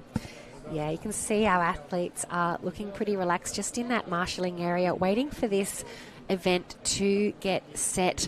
I think this is the event that requires the most amount of courage. We spoke about the mannequin carry, where you do have the option of going underwater or not, whereas the medley you don't have that option. So it's a flat 50 sprint, but you've got to tumble turn and stay underwater the distance to pick up your mannequin. And I think just knowing that if you do surface, it's an instant DQ. So these competitors not having the option to surface before that mannequin, and that pressure was something I did not enjoy. Are you feeling it right now? I did not enjoy that part of this race. I would avoid this 100-metre rescue medley at all costs. Well, luckily you were good enough at everything else that we were able to load you up with the other events on the program. The girls would be feeling the nerves at the moment, but this is where they'll step up. And for some of them, they've definitely done a 100 rescue medley before, either at this World Championships, definitely a few of their domestic events as well. So we're just seeing the girls taking the big breaths. And Christy, what I really enjoyed, we saw this in some of the Opens racing, even in some of the national teams racing as well. A lot of our athletes not even doing the tumble turn at the halfway mark. Some of them definitely opting to touch the wall, arm over, take a big breath there, and honestly, if that's what gets you through this race safely, go for it. Yeah, it's a real oxygen deficit heading towards that mannequin, and you said it's a real mind game. You'll swim over your mannequin on that first 50, heading towards that tumble turn or that touch. Up to you how you turn around, get that last breath in. But then, yes, it's an underwater swim back towards the mannequin. Is it a 17? 17 and a half. We actually used to have, back in my day, we used to have different distances for both the men and the women, and then I think it was 15 and 20, and then they split the difference. We found the Goldilocks solution, and I really love that we all race to the same distances now, and I think that's one of the best things about racing in Lifesaving across the pool, the ocean, and the beach. Regardless of gender, we are all doing the same races with the same distance, on the same craft, in the same conditions, and even if we were to extend that to some of our domestic racing here in Australia for the same prize money. I love the equality within our sport. And Jen, 17 metres might not sound like a lot, but you can So see the distance to the flags is 5 metres, and that seems like a long way underwater. So it is a fair distance, particularly after a 50-metre sprint where you're already extremely out of breath, the lungs are burning. We're not making it easier for the girls at the moment. They're seeing themselves on the big screen down at the far end of the pool. That's probably either helping or hindering the nerves, but they will be absolutely fine. I'm actually really impressed that this is the lineup that we have in heat number 1. We've got a lot of our Aussie stars in the mix, but again, Naisha Shetty in lane 2 from India, just phenomenal for the national teams comp. She's getting better and better as this competition continues. We saw her in the finals yesterday for the 50 carry. We said then that we were excited for this race right now, keen to see what she can put together. And Christy, even though your brain is telling you to slow down in this race, you need to set it up in that first 50. You really do, Jen. You need to go out hard. We can see there Raywood in lane 3, probably with a slight lead. It's not something you can go too slow in that first 50, or you just won't be able to post a fast enough time. Wonderful to see Raywood go out so quickly in lane number 3. Lane 1 as well. Regan Copsey staying with her. Naisha Shetty is incredible underwater. And for some of the girls, this is where you'll see them really start to execute the plan. They would have counted out how many kicks, how many breaststrokes. Oh no, and we've seen our first casualty of the day there. Amy Newton has come up a little early. Her race is over, but the girls are with the mannequin now, and you've got to think Naisha Shetty in lane 2. She's going to start challenging Jasmine Raywood. And how great was it to see the Raywood sisters sharing the podium for some of those ocean races? In particular, I think it was a 1-2 in the ski race. Yeah, very talented family, both exceptional swimmers. We can see Jasmine Raywood Great kick. Narrowly ahead there of Naisha from India, hitting the wall in second place. So a 1:18 for Jasmine Raywood. And Naisha coming through in a 1:19.09. So I think Naisha was 1:22 at the national teams comp. She's now gone under that 1:20 mark. Just phenomenal. She's getting better and better. And now we have the nervous wait to find out, will they be in the finals? Regan Copsey, 1:24 in the mix, and a few great times across the board. Grab those from there. So Jasmine Raywood with that win in the first heat. She is now number 1 on the leaderboard ahead of Naisha Shetty. And thinking about what sort of times the girls might need to hit here for those A and B finals, I think for the national teams comp it was probably about 17-ish. So you've got to think maybe sub 20 could be enough for an A final here, or just on the cusp, and B finals probably nudging into that 1:24, 1:25 territory. So a solid time on the board for Jasmine Raywood, 1:18. We'll keep an eye to see if that is fast enough for the A final. We suspect it will be. Lining up. Everything that we say is unofficial until we get to the end, until we've got gold medals around next. Christy, great news as well. We've collapsed a few more heats. So what is on screen right now actually appears as heat number 6 in live heats. Louisa Brockmeyer, Alison Lavoie, Daria Burkhart, Amber Roseberry, Eva Chapman, Bianca Raywood, sister of Jasmine in the mix here, Amani Magotzi from Clifton, and Julia Dumont from Canada in lane 8. And have a look at the start there from Bianca Raywood. She will have seen the time her sister has just posted. Bianca Raywood there, lane number 6 rather, just doing a fantastic job. We'll see a few more strokes. Last breath, last big breath before it's the allowed. turn. We encourage big breaths. Lane 5 as well, actually having a little bit of a pause. Honestly, we can see the thumbs up from the official there as they come through. And this we do love watching, but Raywood already up at her mannequin, grabbing that one really well. She is away, and it looks like all of the ladies now with their mannequins, they have made it through. Fantastic work, especially for those who were a little less confident, just taking a pause. Honestly, whatever you need to get through this race. But I think Raywood has absolutely bolted. I think she is well clear of the rest of the field. She's actually nearly under the flags already. We've got to work on these seed times for the Raywood girls. We've got to get this admin sorted next time around, because she's going to come through a fantastic time, a 1:16.45. 1:16.45 for her. What a swim. Yeah, she was probably at least 20 metres ahead. You can see second still yet to hit the wall. It will be lane 8, Julia Dumont. Yeah, 1:33, great swim there, but Bianca again swimming out by herself. We were nervous for her in the super. She had to swim out by herself in those qualification rounds, no drums at all, and loving seeing that big PB to come through yesterday, a 2:25 to take out the world title. We talk about the perfect race. She did that yesterday, Arvo. Would love to see her back it up now, get another perfect race in this medley final, because she is looking fantastic for the final. She's got a 1:16.45. Sister Jasmine, 1:18. Naisha Shetty. They are the 3 sub-120 times that we have on the board, the fastest qualifiers. Great touch on the wall there. She looked so confident. You could see that big breath before the tumble turn. Bianca Raywood, 1:16.45. Huge win in heat number 6 ahead of Julia Dumont from Canada, 1:33.88. And someone else who we're looking forward to seeing is in this next race in lane 5, Olivia Tukia. She was fantastic in the 50 carry yesterday. We're just going to increase the difficulty now, add a little distance, add a little bit of underwater. Olivia Tukia from Currumbin Beach Vikings in lane 5. Looking forward to her.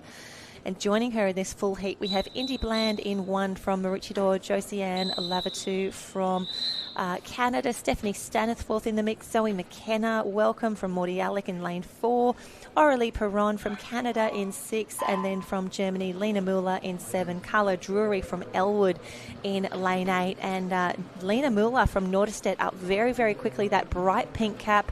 Do love those. And Carla Drury closest to us on the bottom of the screen, looking very calm, very comfortable. Olivia Tukia as well, lane number 5. Alongside her, Zoe McKenna in the blue cap there of Mordialloc. Stephanie in the yellow cap from Bulli looked to be in control. Indy Bland also from Maroochydore. She'll actually turn first, top of the screen. Great time as well, 32.61. Not just 32.61 on the touch, but that's 32.61 feet on the wall. Yeah, she didn't hold back at all in that first 50. Picking up the mannequin now. She'll be happy to surface. The relief of getting your mannequin. Some oxygen. But then you think, oh, I've got like another 30 metres to carry this thing home. It's the worst. But Olivia Tukia, as expected, so strong, great stroke rate. And have a look at that kick as well. She's really got the outboard motor happening there. Really deep with that mannequin carry, just tucked in below her hip there, but looking really, really strong. She'd love to add to her medal tally.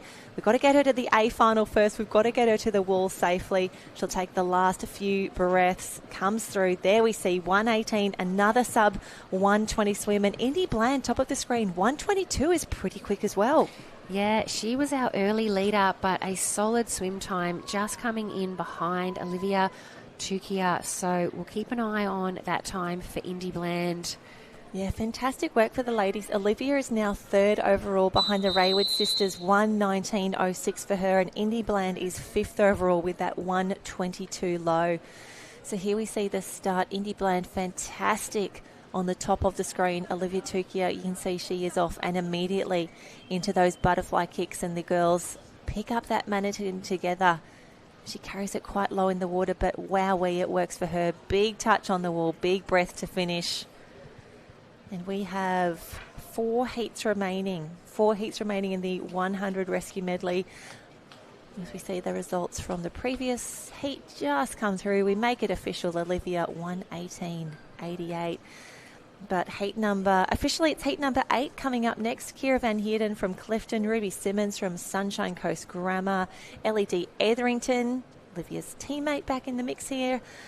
Lillian Roche from Gilly in 4, Marley Clark from Currumbin, Emma Pretz from Vallendar, Emma Stern from Nida Olmorstadt, and Anna Marie Skinder from the Pacific Swim Academy.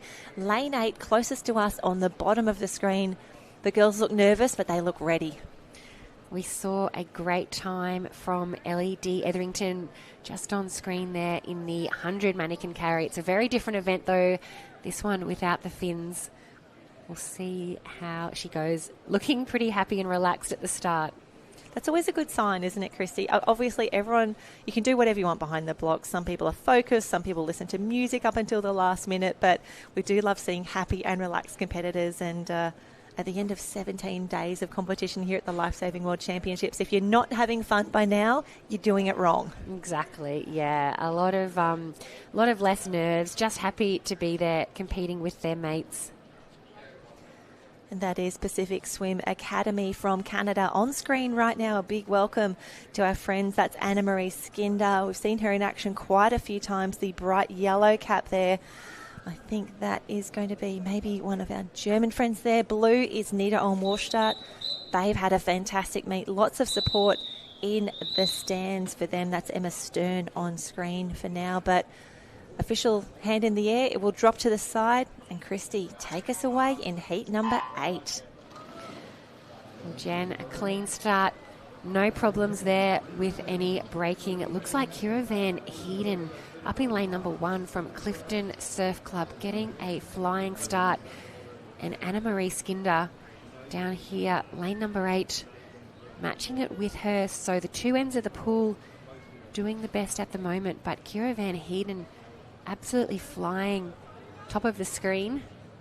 Yeah, I think it was Kira's teammate Rebecca Fury who was actually in the B final for South Africa at the national teams competition. Kira, wowee, well ahead of the field for now. We can just see that slight shadow on the bottom of the pool. She's quite high at the moment.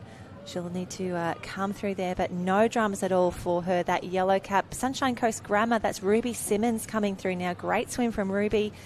And the rest of the field now surfacing and away. I don't think they're going to catch Kira Van Heeden from here.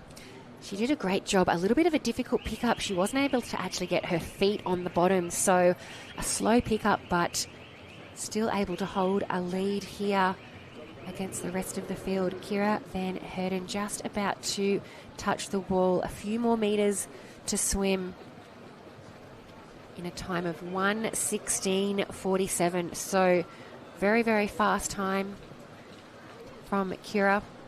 Yeah, fantastic race. Another 1:16 on the board. So that puts her safely, I want to say, in the top 4 for now. No, top 2. There you go.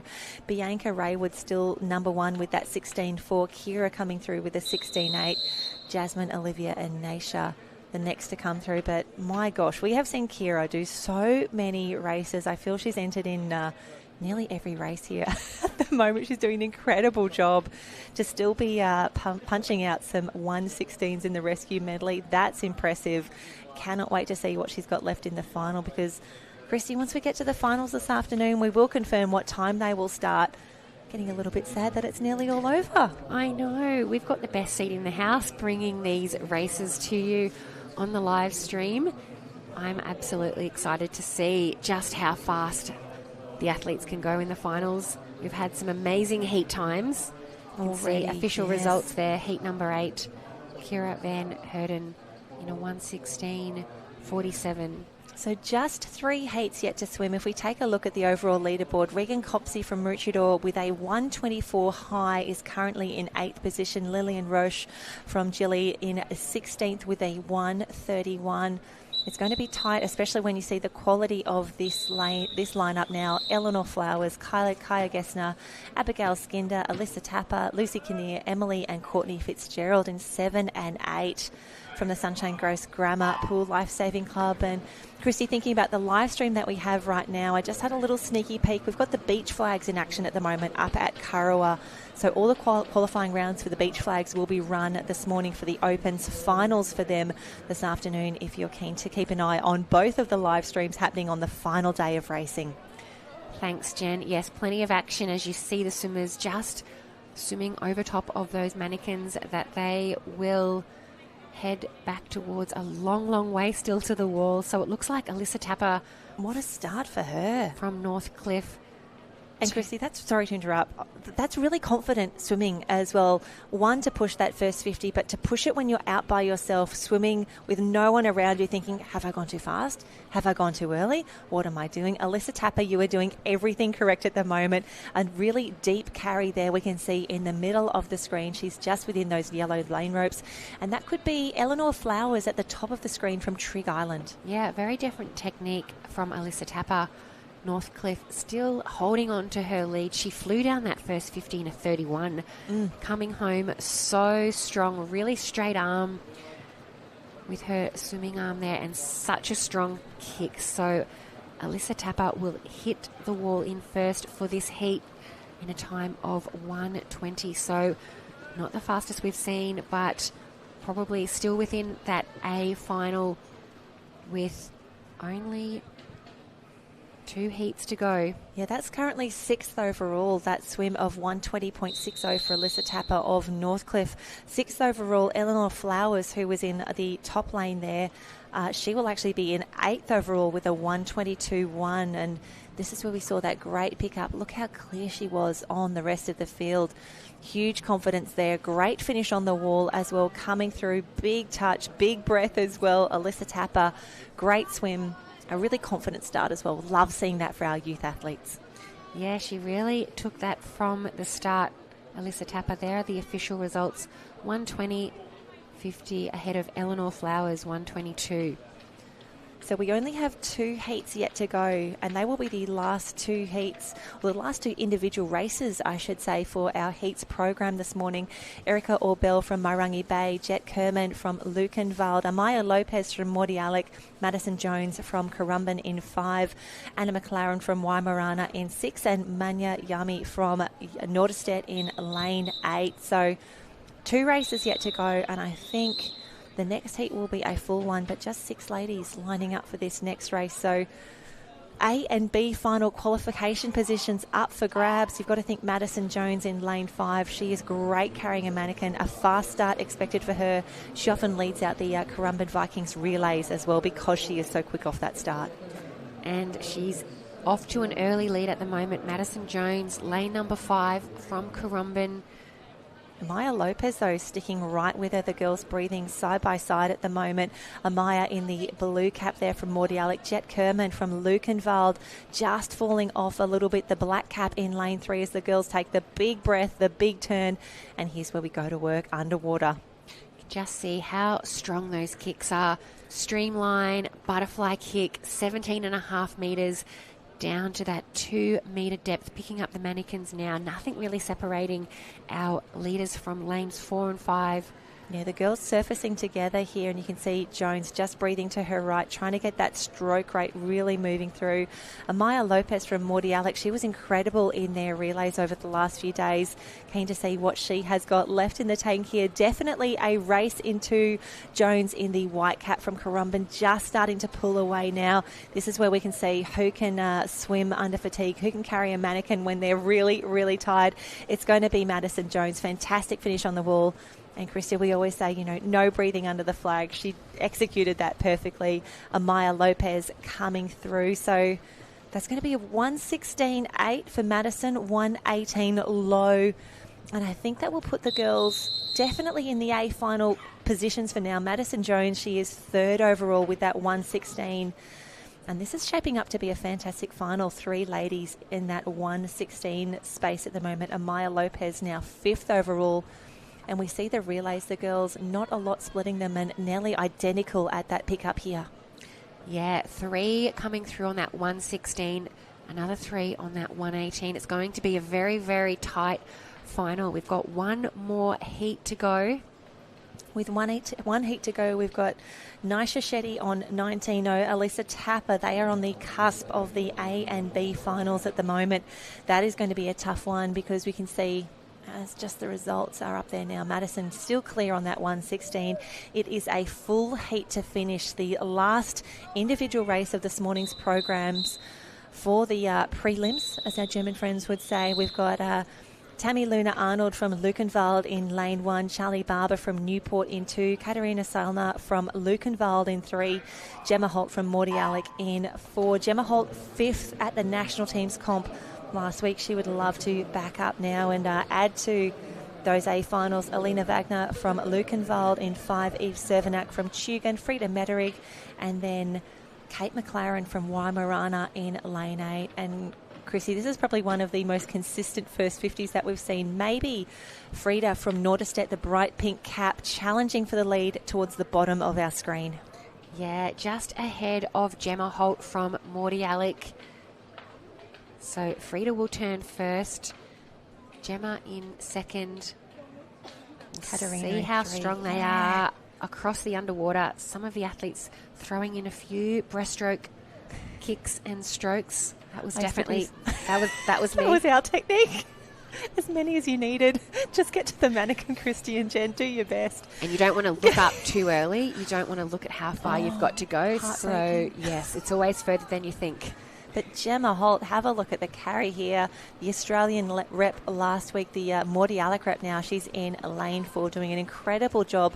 She's about nearly a body length clear on the rest of the field. Alina Wagner from Lukenwald looking very good. Katarina also from Lukenwald either side as Gemma comes through. A little glide on the wall. It doesn't matter. A 1:18. A fantastic finish. 1:19 for Alina there. So I think we have ourselves an A final, and in wonderful news, I think Naisha Shetty from India has made the A final. What a performance. She just keeps on getting faster. International to interclub. Naisha, you superstar. Just breaking under that 120 barrier. So it took a 1:19 to qualify for our A final. And I think for the B, Katarina Selner, she will be the final qualifier for the B in a time of 1:24. Will be led off by her teammate, Alina Wagner, who qualified 9th overall. So congratulations to Lukenwald. Fantastic points opportunities there for them. Yeah, Gemma Holt on screen. Just with that replay, we'll have a look at the official results of Heat 11. Oh, this is our Heat 11. So Gemma Holt, 1:18.73. So safely into the A final along with Alina Wagner, 1:19.81. Fantastic swimming. So the girls are done with their individual heats today. How good is that? And on screen right now you can see that will be the A final for the rescue medley this afternoon. Raywood in lane 4, the fastest qualifier, Kira Van Heerden from South Africa and Madison Jones, the top 3 there. So the girls are done. They get to kick back now. A few of them will be in that mixed Lifesaver relay coming up next. But for now, the final individual races for the men lining up now. Heat number 1, and that looks to be another of our combined races here, Christy, to get a few of the boys racing each other. Oscar Starr Thomas from Maroochydore. He is closest to the bottom of the screen there, really flying. Heat number 1. He's used to being in that heat number 1 position, and he knows he has to go very, very fast to post a solid time to have a chance at making that A final. At least he's got a few more friends in this first heat, and we're seeing some butterfly kick on the back as well. A few different techniques used here, and again, you're allowed to do whatever you like there, whatever gets you through. And I can see that's still Oscar Starr Thomas, a fantastic start as he just goes past the underwater carry there and very, very close to the lane route, which makes me really nervous, Christy. Yes, you don't want to clip that mannequin. It can just dislodge it from your grip, but he looks pretty safe there.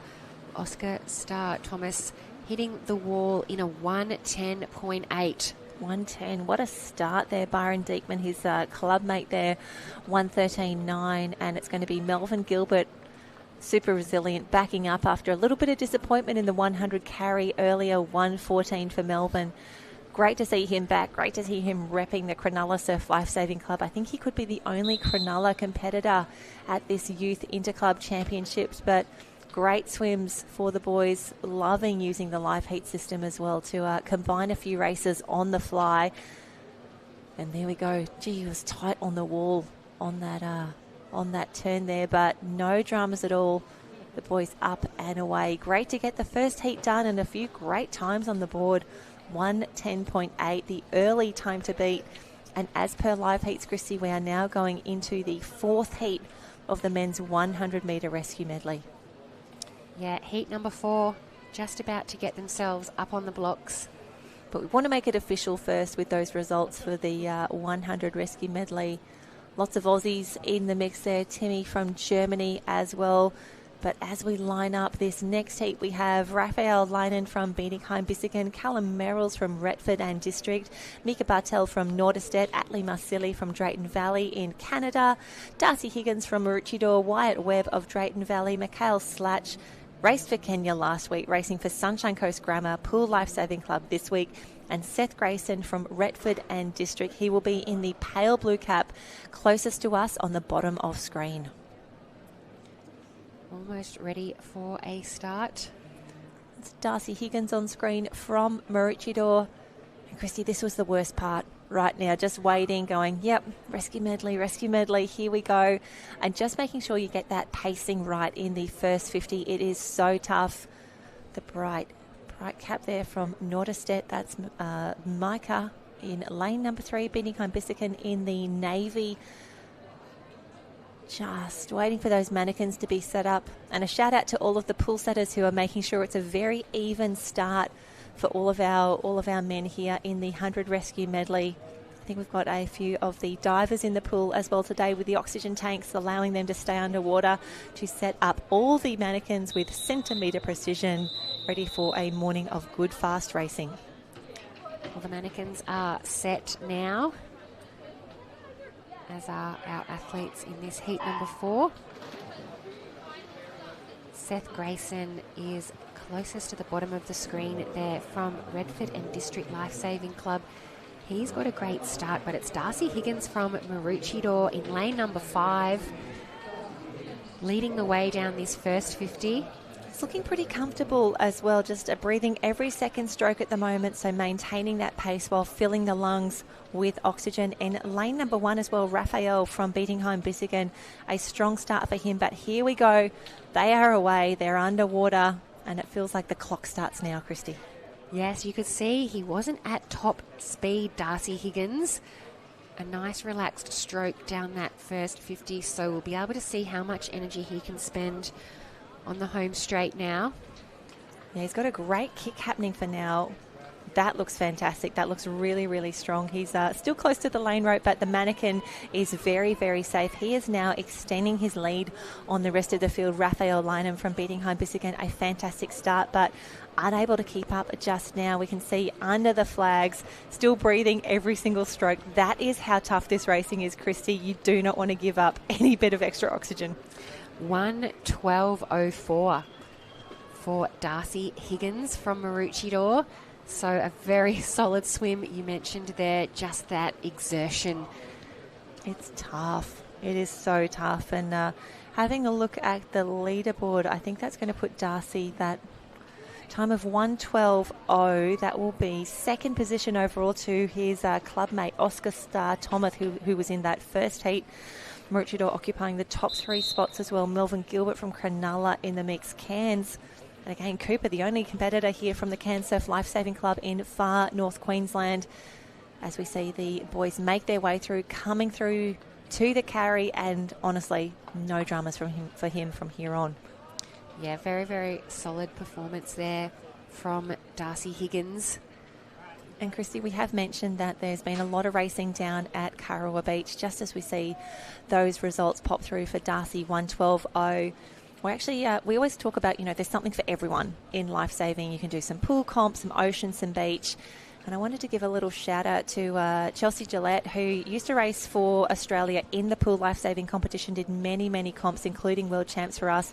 She's actually now made the move over to IRB competition. She's just popped up a post to say, thanks so much to my teammates, our coaches, our managers. Tough racing conditions, especially when you've got Sunset from New Zealand in the mix. It is tough for them. But they got second in the tube rescue in the overall point score, gold in the teams rescue as well. And she says, I couldn't think of a better group and love being part of our Australian lifesaving team and the Kira family. So something for everyone in lifesaving. Once you finish pool lifesaving, follow Chelsea. Go and do some IRB racing. You could be back on the national team. Yeah, she's a little bit too talented, isn't she?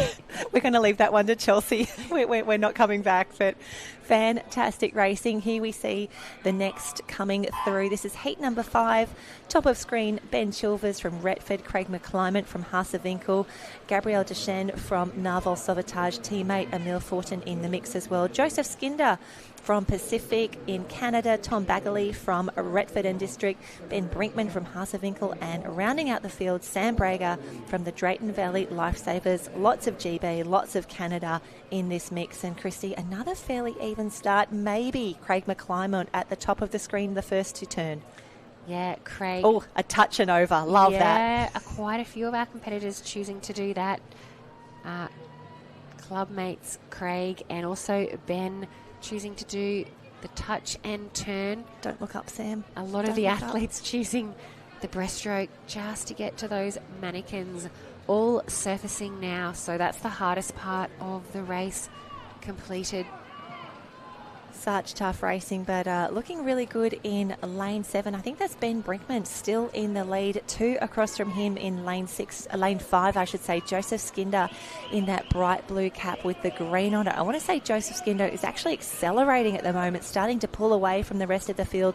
He did a fantastic Super Lifesaver yesterday, so we know that he's got the distance chops here, coming through, touching in a 1:18.62. Ben 1:20, Emile 1:21, but Chrissy, that was probably one of the more even heats we've seen, and as we see, these boys are just going to keep on pushing each other, the youth just getting stronger and stronger. Yes, 1:18 there for Joseph Skinder. Looked like they probably took it a little bit easier on that first 50. And no shade when we say that either, just to be really, really clear. Absolutely not. As I mentioned, this is, I think, the event needing the most courage. So all athletes getting to that 17.5 metres underwater, picking up those mannequins, and a really strong touch on the wall there for Joseph. Yeah, great race, great finish, and the relief when you get to drop that mannequin, say, we're done, mate, we're done, I'm over. 1:18.62, Ben 1:20, Emile 1:21, and just having a little look, I think that'll place Joseph in the top 8 for now, that time of 1:18. Raphael is currently in 8th overall from Bietigheim-Bissingen, 1:20, but we've still got quite a few heats to go. I'm really impressed that so many of the boys are lining back up again after a huge few days of racing. Tristan Hübner-Hecker from Bietigheim-Bissingen, Caden Grant from Taylor's Mistake, Jacob Middleton from Hina, Anton Holstein from Norderstedt, Liam Schweitzer from Woodridge, Riley Waite from Shelley Beach, and Nicholas Hiob from Bietigheim-Bissingen. That is how we line up Heat 6 if you are following along on liveheats.com. Heat 6, 5 heats to go. So we would expect some changes in that A final lineup. Heat 6 in the water now. Strong start out in lane 8 from Nicholas Hiob from Bietigheim-Bissingen. He's really pushing the pace, as is Liam Schweitzer from Woodridge. Very bright yellow cap there for the South African. You can see the boys settling into a nice little rhythm there. Riley Waite from Shelley Beach in the mix as well. But lane 1. Tristan in lane 1 taking the lead now as they come up towards the turn, and it's a tumble for Tristan. We've actually got teammates from Bietigheim-Bissingen in lanes 1 and 8. Wonderful to see them both pushing the pace here. They've done the work, potentially training together as well. Don't look up, just keep on swimming. I think it's going to be lane 1. Tristan, the first to grab his mannequin, the first to surface. Yeah, Tristan and Nicholas, as you mentioned, either end of the pool probably with the lead. We can see those middle lanes starting to make a bit of a surge now. Maybe Anton from Norderstedt in lane 5. The pink cap starting to come through lane 3. Jacob from Hina as well. And for our 2 competitors, Tristan and Nicholas from Bietigheim-Bissingen, I wish we could swap their lanes because they're both looking outside the pool. They're not looking back to see the fantastic finish here. That is Anton Holstein coming through in a 1:15.1. Liam Schweitzer from South Africa, 1:15.18. Only 6/100ths of a second separating those 2 finishes. What a battle. That's what we want to see. And with those 1:15 times, both in the top 8 for the qualifications overall. Yes, Jacob Middleton hitting the wall there in third, 1:16.9. So really solid time there as well for Jacob. Just having a look back at that underwater work. those all-important pickups. And it was And a big touch on the wall there. Sorry. I love that. This is the how tight we are just in some of these heats.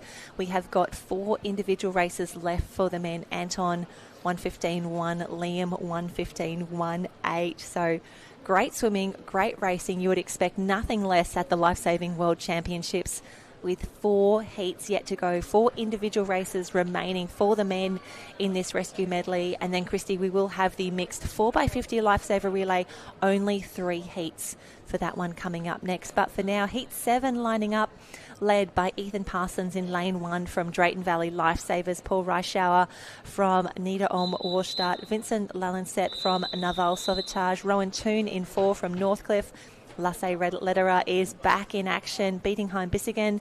Thilo Brockmeyer from Haasewinkel and Kobe Clark, the first of our Met Caloundra men, standing up now, the pale blue cap in lane 8. Yes, an even start. Possibly lane number 3. Is that Vincent from Naval Sauvetage. Wonderful to see the Canadians in the mix here. And wowee, that is a fantastic start, Christy. He's really taking it down this first 50. We'll keep an eye on the time as he approaches that tumble turn, and it is fast, 27 feet on the wall. Vincent loving the confidence. He's seen how that A final is shaping up. He's also seen that we still have 3 heats to come after this one. He's determined to make his move now. Have a look at the kick he's got going. I can see that from underwater. Yes, we can see Kobe Clark, bottom of the screen, also from Met Caloundra, starting to come into form. Rowan Toon as well in lane 4, just creeping up there, the maroon cap of Northcliffe, and more of the butterfly kick, Christy. Again, whatever works for you, you should do it. And for Rowan Toon, this definitely works for him. Yeah, it's working for Rowan. We've got Leslie as well, lane number 5, finishing strong, but it will be Rowan Toon ahead of Vincent, Leslie in 3rd. Fantastic swim. Rowan Toon timed that absolutely perfectly. He saw some of the other competitors go out a little more quickly, but coming home beautifully in a 1:11.64. The fact that we've got 1:11s, 1:12s and 1:13s, that is going to shake up the draft day final, I should call it, or the top 8 so far for the qualifications.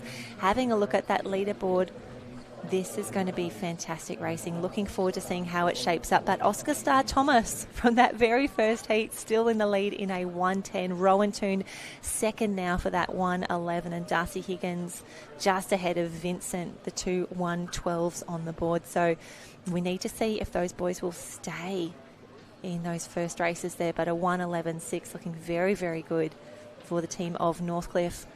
Now, it looks to be a slightly smaller heat lining up next, I should say.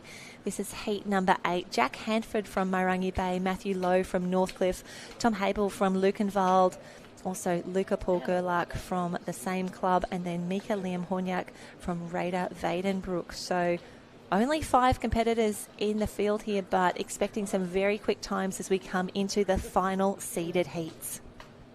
Yes, Jen, we can see our starters for heat number 8 ready to get underway. Just waiting, ready to go, and probably again racing a little earlier than they may have anticipated. I can see a few names in these last heats coming through where the boys chose not to race that 100 carry. Either, they're focusing in on the medley, or the 100 carry isn't their favoured event. So we'll have some fresher legs coming through soon, and that will be a distinct advantage that you haven't had to do the 100 carry. Then we will finish this morning's heats with the mixed 4x50 Lifesaver relay. Just waiting for the big thumbs up. Just waiting for the officials to confirm that all of the mannequins have been set and ready. Yes, Matthew Lowe there, lane number 4 from Northcliffe. We saw him collect a few medals in the ocean competition, also bagging another medal with his teammates yesterday. Oh, that was a great finish, wasn't it? So good. We'll expect him to be fast down this first 50. And I do love that through live heats we can see the splits for all of these races. The athletes will be able to take that data back to their coaches, have a chat, analyse the races, see where there is room for improvement. And Christy, you called it correctly. Have a look at the speed that we're starting to see in this race right now. Lane 5 though, Tom Hable probably just ahead of Matthew Lowe. Tom Hable taking it to the field. Matt Lowe probably a stroke behind, nothing much separating them as they come into that turn. 26.8. Very, very fast first 50. Especially when it's 26.8, feet to the wall, and we can see that they are up already. What an incredible underwater work we've seen there from Matthew Lowe. He has got a nice lead at the moment. Have a look at this, pulling away from the field. Very close to the lane row, but have a look at the stroke rate for both of these men. Actually, that is a fantastic heat. Matthew Lowe, top of screen in the maroon cap, and that is Tom Hable from Germany next door. Christy, this is a fantastic swim. Impressive underwater there from Matt Lowe. He'll touch the wall first. Ooh. In a 1:04. The fastest by far. By quite a bit. How's that? 1:04. Fantastic. Oh, and this is shaking up the overall leaderboard now. Matthew Lowe coming through. We'll just see the replay, and you called a fast start. A fast start was delivered to us as well. Across the board, actually, that was an incredible race. We see the turn here, but it was the underwater work that really made the difference here. Matthew Lowe planting those feet, getting the mannequin up very quickly, and fantastic carry. Great touch on the wall, a time of 1:04.88. He's got to be happy with that one. Tom Hable, the now overall second fastest qualifier with a 1:07.0. Luca from Germany, 1:12. So the A final looking a little tighter now. Lasse Lederer with a 1:13.0 is currently in 8th position overall. Jacob Middleton from Hina, 1:16 is the final qualifier as it stands. 16th overall for that B position, but with the first of the 1:04s coming through, that was impressive. That is what we want to see. Those are the races that you want at the Lifesaving World Championships. And Jen, we've got some big names coming up in heat number 9. We've got Leo, who took out the 50. We've got Braden Woodford, who we know is so fast. Kai Gilbert, Heath Corrie. Lots of big races. This is going to be a tough one, and I can't believe we still have another heat to swim after this one. So top of the screen in lane 1, that is Justus Pils from Langenberg, Heath Corrie, Kai Gilbert, the super champion, Leo, the 50 champion, Braden, international winner of that 100 tow, Noah McDonald from Canada, Pacific Swim Academy, Alex Walker from Currumbin, and Florian Lockman from Niederom Warstadt. Have a look at that for a start. The speed is picking up. They've seen that incredible swim from Matthew Lowe, 1:04, the new mark. You've got to think it's 1:10 or better from here on in to make that A final. But look at the start, lane 3, Kai Gilbert. Kai Gilbert really wanting to set the pace early. We'll watch the time, 26.3. And incredibly, Kai did not swim this race for Australia last week. We had Riley Brennan, who actually took out the title, and then Braden Woodford, who is in this heat now. He was 4th overall with a time of 1:04.55. So really keen to see what Kai can put together, especially with the confidence boost that he would have received yesterday, taking out the big title for the Super Lifesaver. We'll see Leo starting to move through the field. We know how strong he is with this carry, so he's hit the lead now, just going past Kai Gilbert.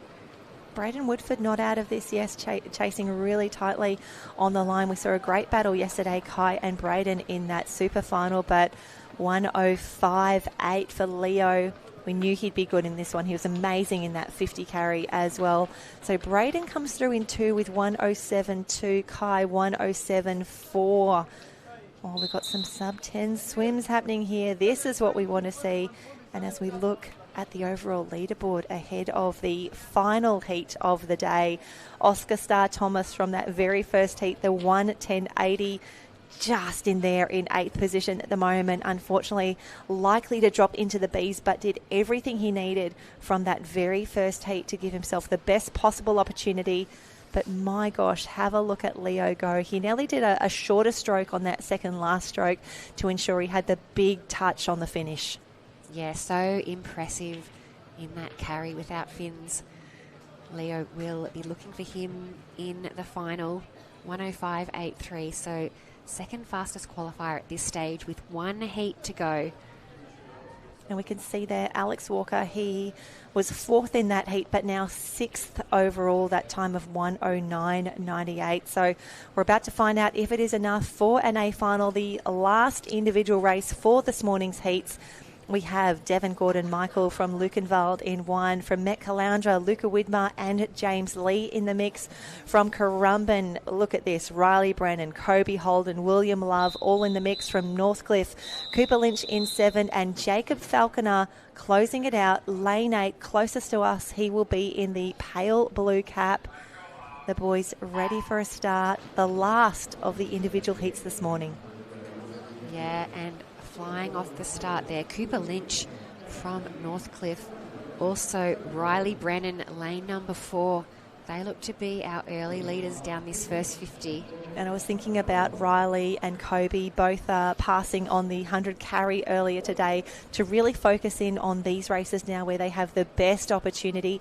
Riley took out the World Championship for the international competition last week, taking the title in a 101.77.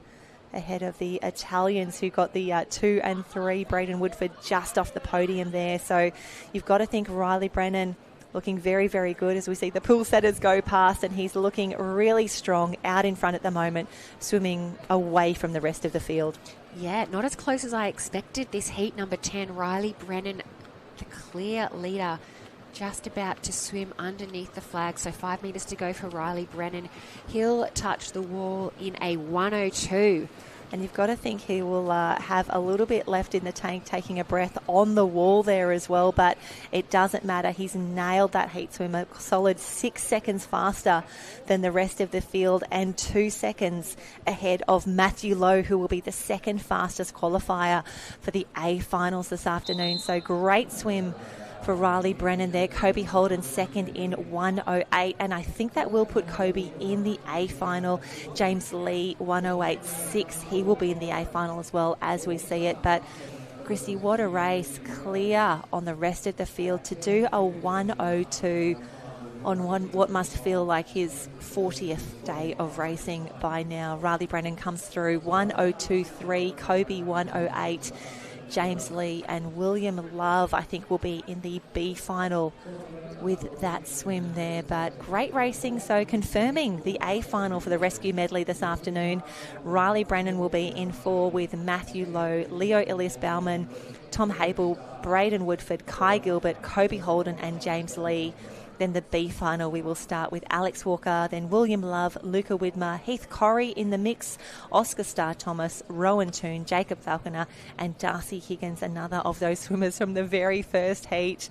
But very much looking forward to that race. But the on the screen, that is the A final for the rescue medley this afternoon. So big day of racing, Christy. I think that is all of our individual races to start for now. We're going to take a short rest before we head into the 4x50 mixed pool lifesaver relay, because the men and women have had a massive morning of racing already, and we can see that the marshalling for the relay will start at 10:15. It is currently 9:50 a.m. on the Gold Coast, so we will see you back in about 20 minutes, 25 minutes, and that will be marshalling for the 4x50 mixed pool lifesaver relay. Hot tip, jump on the live stream for the beach and then come back and see us very soon.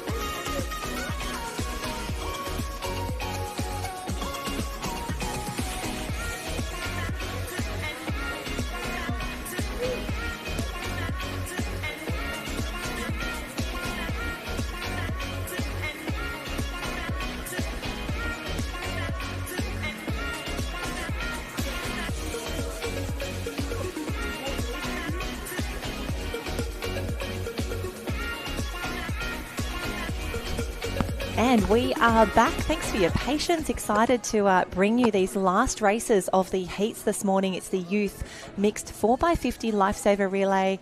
And Christy, we've had to double check the rule books. We want to make sure we get this one correct because for some of our athletes, probably the first time they've been racing this event, let alone racing it at an elite level. Yes, I'm not as familiar with this particular relay either, Jen, so I'm very, very excited to see this race unfold. Somewhat of a new event in the last 5 years to our program. But we can see Morty Alec will be top of the screen in lane 1, Naval Sauvetage in 2, Nita O'Morstadt from Germany in 3, Northcliffe in 4, Maroochydore in 5. From Haaswinkel we have Germany. From Germany we have Haaswinkel, Langenberg and then Retford and District from GB rounding out the field. And a few withdrawals, Christy, over that break. Now we only have 2 heats to swim here. And that means that pending any disasters, all of these athletes will be in either an A or a B final later this afternoon. So as we said, it's a little bit different. We will start, it's 4 swimmers per team, 2 men, 2 women. And the beauty of this race is that they can choose per team where to put their women or their men across the 4 races. So you can see at the other end of the pool, lots of fins down that way. So the first leg is just a straight 50 swim. So no fins, no tube, no gear or anything like that. Second position, and in my opinion, one of the harder legs here, it's a 50 underwater, and you have to stay underwater because at the end of that second lap, they will have a mannequin that's on the bottom of the pool, fully submerged. They need to bring that up to the top of the water. The third person has an in-water start. They will be waiting for that mannequin. Then they will carry it 50 metres, no fins. Really, really tough. Short straw there. And then at the 150 mark, at the end of that third lap, they will pass that mannequin to the 4th and final swimmer who will be in the water, and then they will carry it home with fins. So 50 free, 50 underwater, 50 carry, no fins, and then a 50 carry with fins. So hugely technical, and we have actually seen a few disqualifications across the international and then the Open Interclub Championships. So good vibes only for our youth competitors as they line up for the final heats on the final day of the Lifesaving World Championships. Sounds like a really fun relay indeed. We could see some of their athletes on screen just getting their fins on, adding a bit of shower gel, it looked like, just to help put these fins on. They're very, very hard. You want them tight fitting. Hey, Pippi, we can see her giving us a big wave there and a big thumbs up to our officials as well. I think that's Michelle from GB on screen. So a big few days, a big few weeks as well. So yes, those fins very, very tight. So you'll definitely see some shampoo, some shower gel. Often I've seen a few little canisters of soap making their way around the pool as well. So what I do love about this, and one of the reasons that it's wonderful to have this as our final race of the day, and this afternoon the final race of the championships as well. 2 men, 2 women, really showing the depth and strength of a team. And for some of our smaller clubs who may have only brought 2 men and 2 women, the opportunity to do a full relay, really exciting to finish. And Jen, I would expect to see probably the women in these teams doing the legs with the fins, the faster of the legs. But we'll wait to see how it unfolds. I do love it, especially when we come into that 4th and final leg. Often there are men and women racing towards the finish line together. So it's a little bit different, a little bit unique. If I think of the ocean equivalent is probably at our Super Surf Teams League here in Australia. We have a few mixed relays where we have 2 board paddlers and 2 swimmers, and it'll be the men and the women going in a relay. And we've had some incredible sprint finishes over the years, men and women coming down that same wave together to finish or running up the beach together, and super exciting race. And we see our athletes being presented out on pool deck now. Just to confirm again, live heats has been updated. So Morty Alec will be in lane 1, Naval Sauvetage in 2, Nita O'Morstadt in 3, Northcliffe in 4, Maroochydore in 5, Haaswinkel in 6, Langenberg in 7, and then Retford and District in lane 8. They will have the pale blue caps on. And you've got to love it if you're in this first leg here. We're going to see some speed off the start. I can see some of the girls lining up already. Morty Alec looks like they are starting with a male competitor. And we did start telling this story yesterday, Christy. We see like the officials doing the double high fives there. It's actually to check our competitors' hands to make sure they don't have any adhesive substances there that would make it easier for them to grip onto the mannequin. So unfortunate that we do have to do that, but it's just a very easy, very quick way to check that no one is trying to get that slight advantage coming into these relays. Yeah, great intel, Jen. I thought we just had super friendly officials down there. That as well. Giving They're a bit of both. everyone a high five before they start. So heat 1 on the blocks now for the mixed Lifesaver relay. They look to be nearly in the starters' hands. You can see those mannequins lining up across the bottom. That is what we will collect at the halfway mark. But for now, it's all about these fast starts. And I love that the live heat system allows us to see the splits. It looks to be lane 1 and lane 6 to start with. And that is Morty Alec and Hasevinkel. And I'd say that's 2 of our male competitors in the mix early, looking for that early lead. Yeah, we would expect the lead to change as we go from our males to our females. Ready for a changeover. So it's the top of the screen there. Morty Alec with an early lead for this underwater leg. A fantastic start there, a 26.17.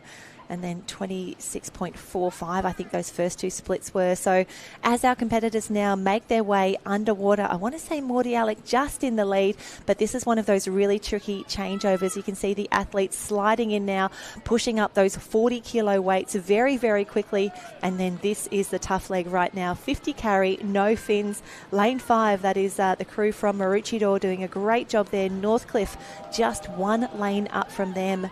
So this is where we see who's done the work. That might be Matthew Lowe in lane 5 now for Northcliffe. He was phenomenal in that 100 medley. So you've got to think for a lot of the competitors who really excelled in that medley with the big carry, they would be put in now, and have a look at Northcliffe coming through the field. Yeah, it looks like most teams opting to put their male swimmer in this second leg. Northcliffe taking the lead from Maroochydore and Nita Olm. War start. So here we go. This is a tricky change, Christy. I'm so nervous watching this one from all of the teams, but 1, 2 and 3 looking like they're away fairly well, and it is the German team, Nita Olmwarstad, the blue cap in lane 3, had a great changeover. It is still Northcliffe in 1, maybe Maroochydore coming up in 2 now, but remembering that we only have 2 heats in this race, both of these teams, barring any disqualifications, should feature in that A final. Maroochydore coming home so strong, gliding into the wall, nearly a dead heat. It will actually go to, yes, equal first. So we haven't seen that yet in today's program. Northcliffe, Maroochydore touching the wall in a 2:06.04. And unfortunately, we think we have seen a disqualification there as well. That is really tough luck there. Nita Olmwarstad, the German crew, they were in lane 3, did a fantastic time as well. The DQ has appeared on the board. So we'll try and find out a little bit more about that one. But great racing. 2:06s on the board. Third was, I think that was Naval Sauvetage 2:15.0, Langenberg 2:15.18. But only 2 swims, and they really made it count. Yeah, we'll take a look at the replay. Diving in now for that 50 underwater, which is where we saw our middle of the fields just getting that jump. But it was that third leg from Northcliffe where they really cleared out and just coming over the top there. Yeah, Maroochydore with the glide there. But I love that. I love a high five. Love the handshake there between 4 and 5. They know they've done enough. They know that they are through, and there it is. 2:06.04. Naval Sauvetage 2:14. Langenberg 2:15. Hopefully that will be enough for 3rd and 4th in the A final, but we'll keep an eye on that now. We can see that the next teams are lining up already. The last race, I should say, for this heat swims. So top of the screen, Met Caloundra will be in 1. From Canada, we've got Pacific Swim Academy in 2, Norderstedt in 3, Currumbin Beach Vikings in 4, Lukenwald in 5, Bietigheim-Bissingen in lane 6, and Clifton Beach, the bright yellow caps of the South Africans, they will be closest to us on the bottom of the screen. Lane 7, last opportunity to book yourself a spot in the finals at the Lifesaving World Championships. Yeah, they've had a chance to see the time they've got to beat from Heat 1, the time to beat was that 2:06. We'd expect to see a fast swim from lane 4, the Currumbin Beach Vikings. And probably also, Christy, not only the fast times that we're swimming there, but also a slight caution to say, hey, don't push it too fast, don't push it too hard, play it safe because we want to be in that final. So, as always, that trade-off between speed and safety, so important, and even more at stake now when it's not just you, but you're racing for your team. The stakes are much higher.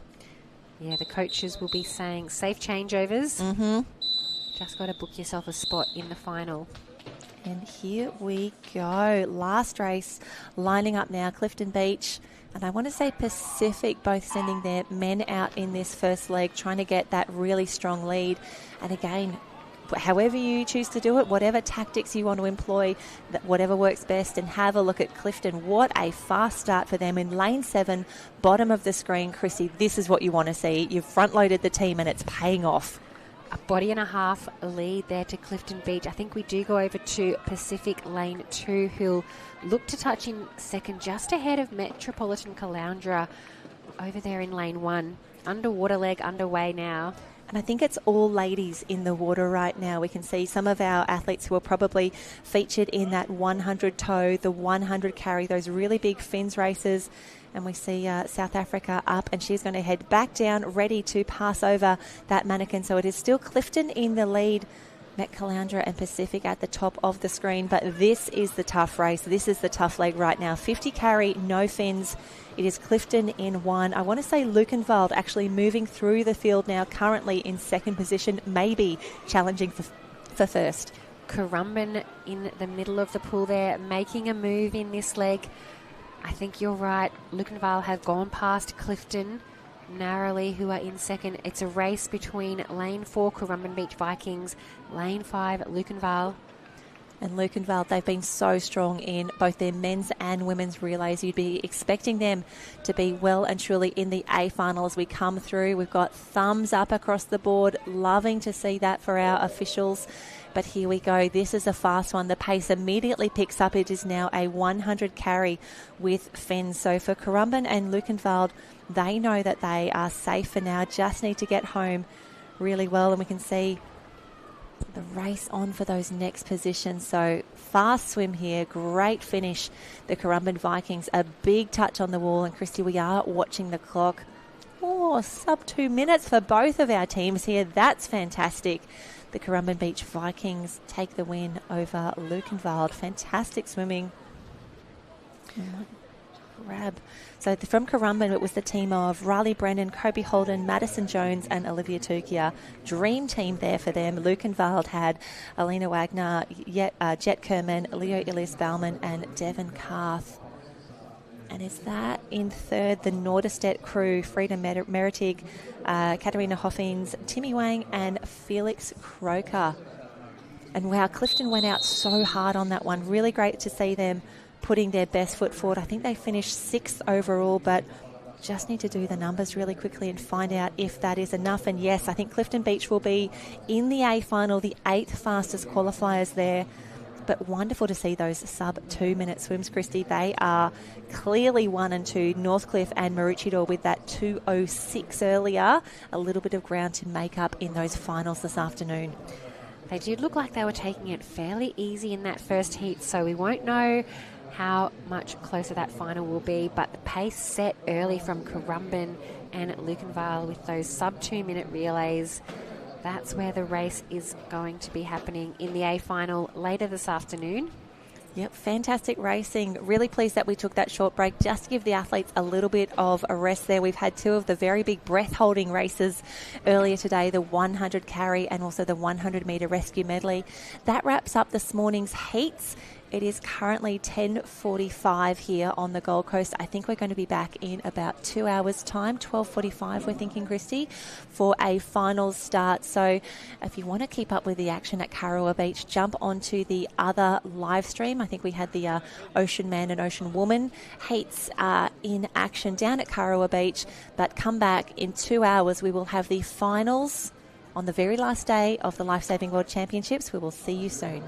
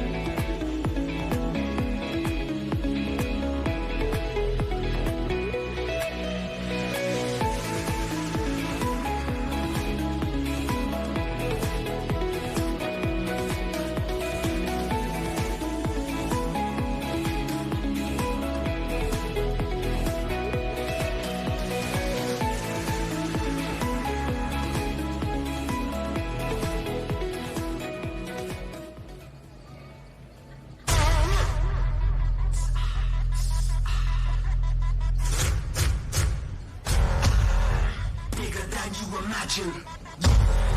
Better cool on your faction. Ready for the curtain call, lights, camera, action.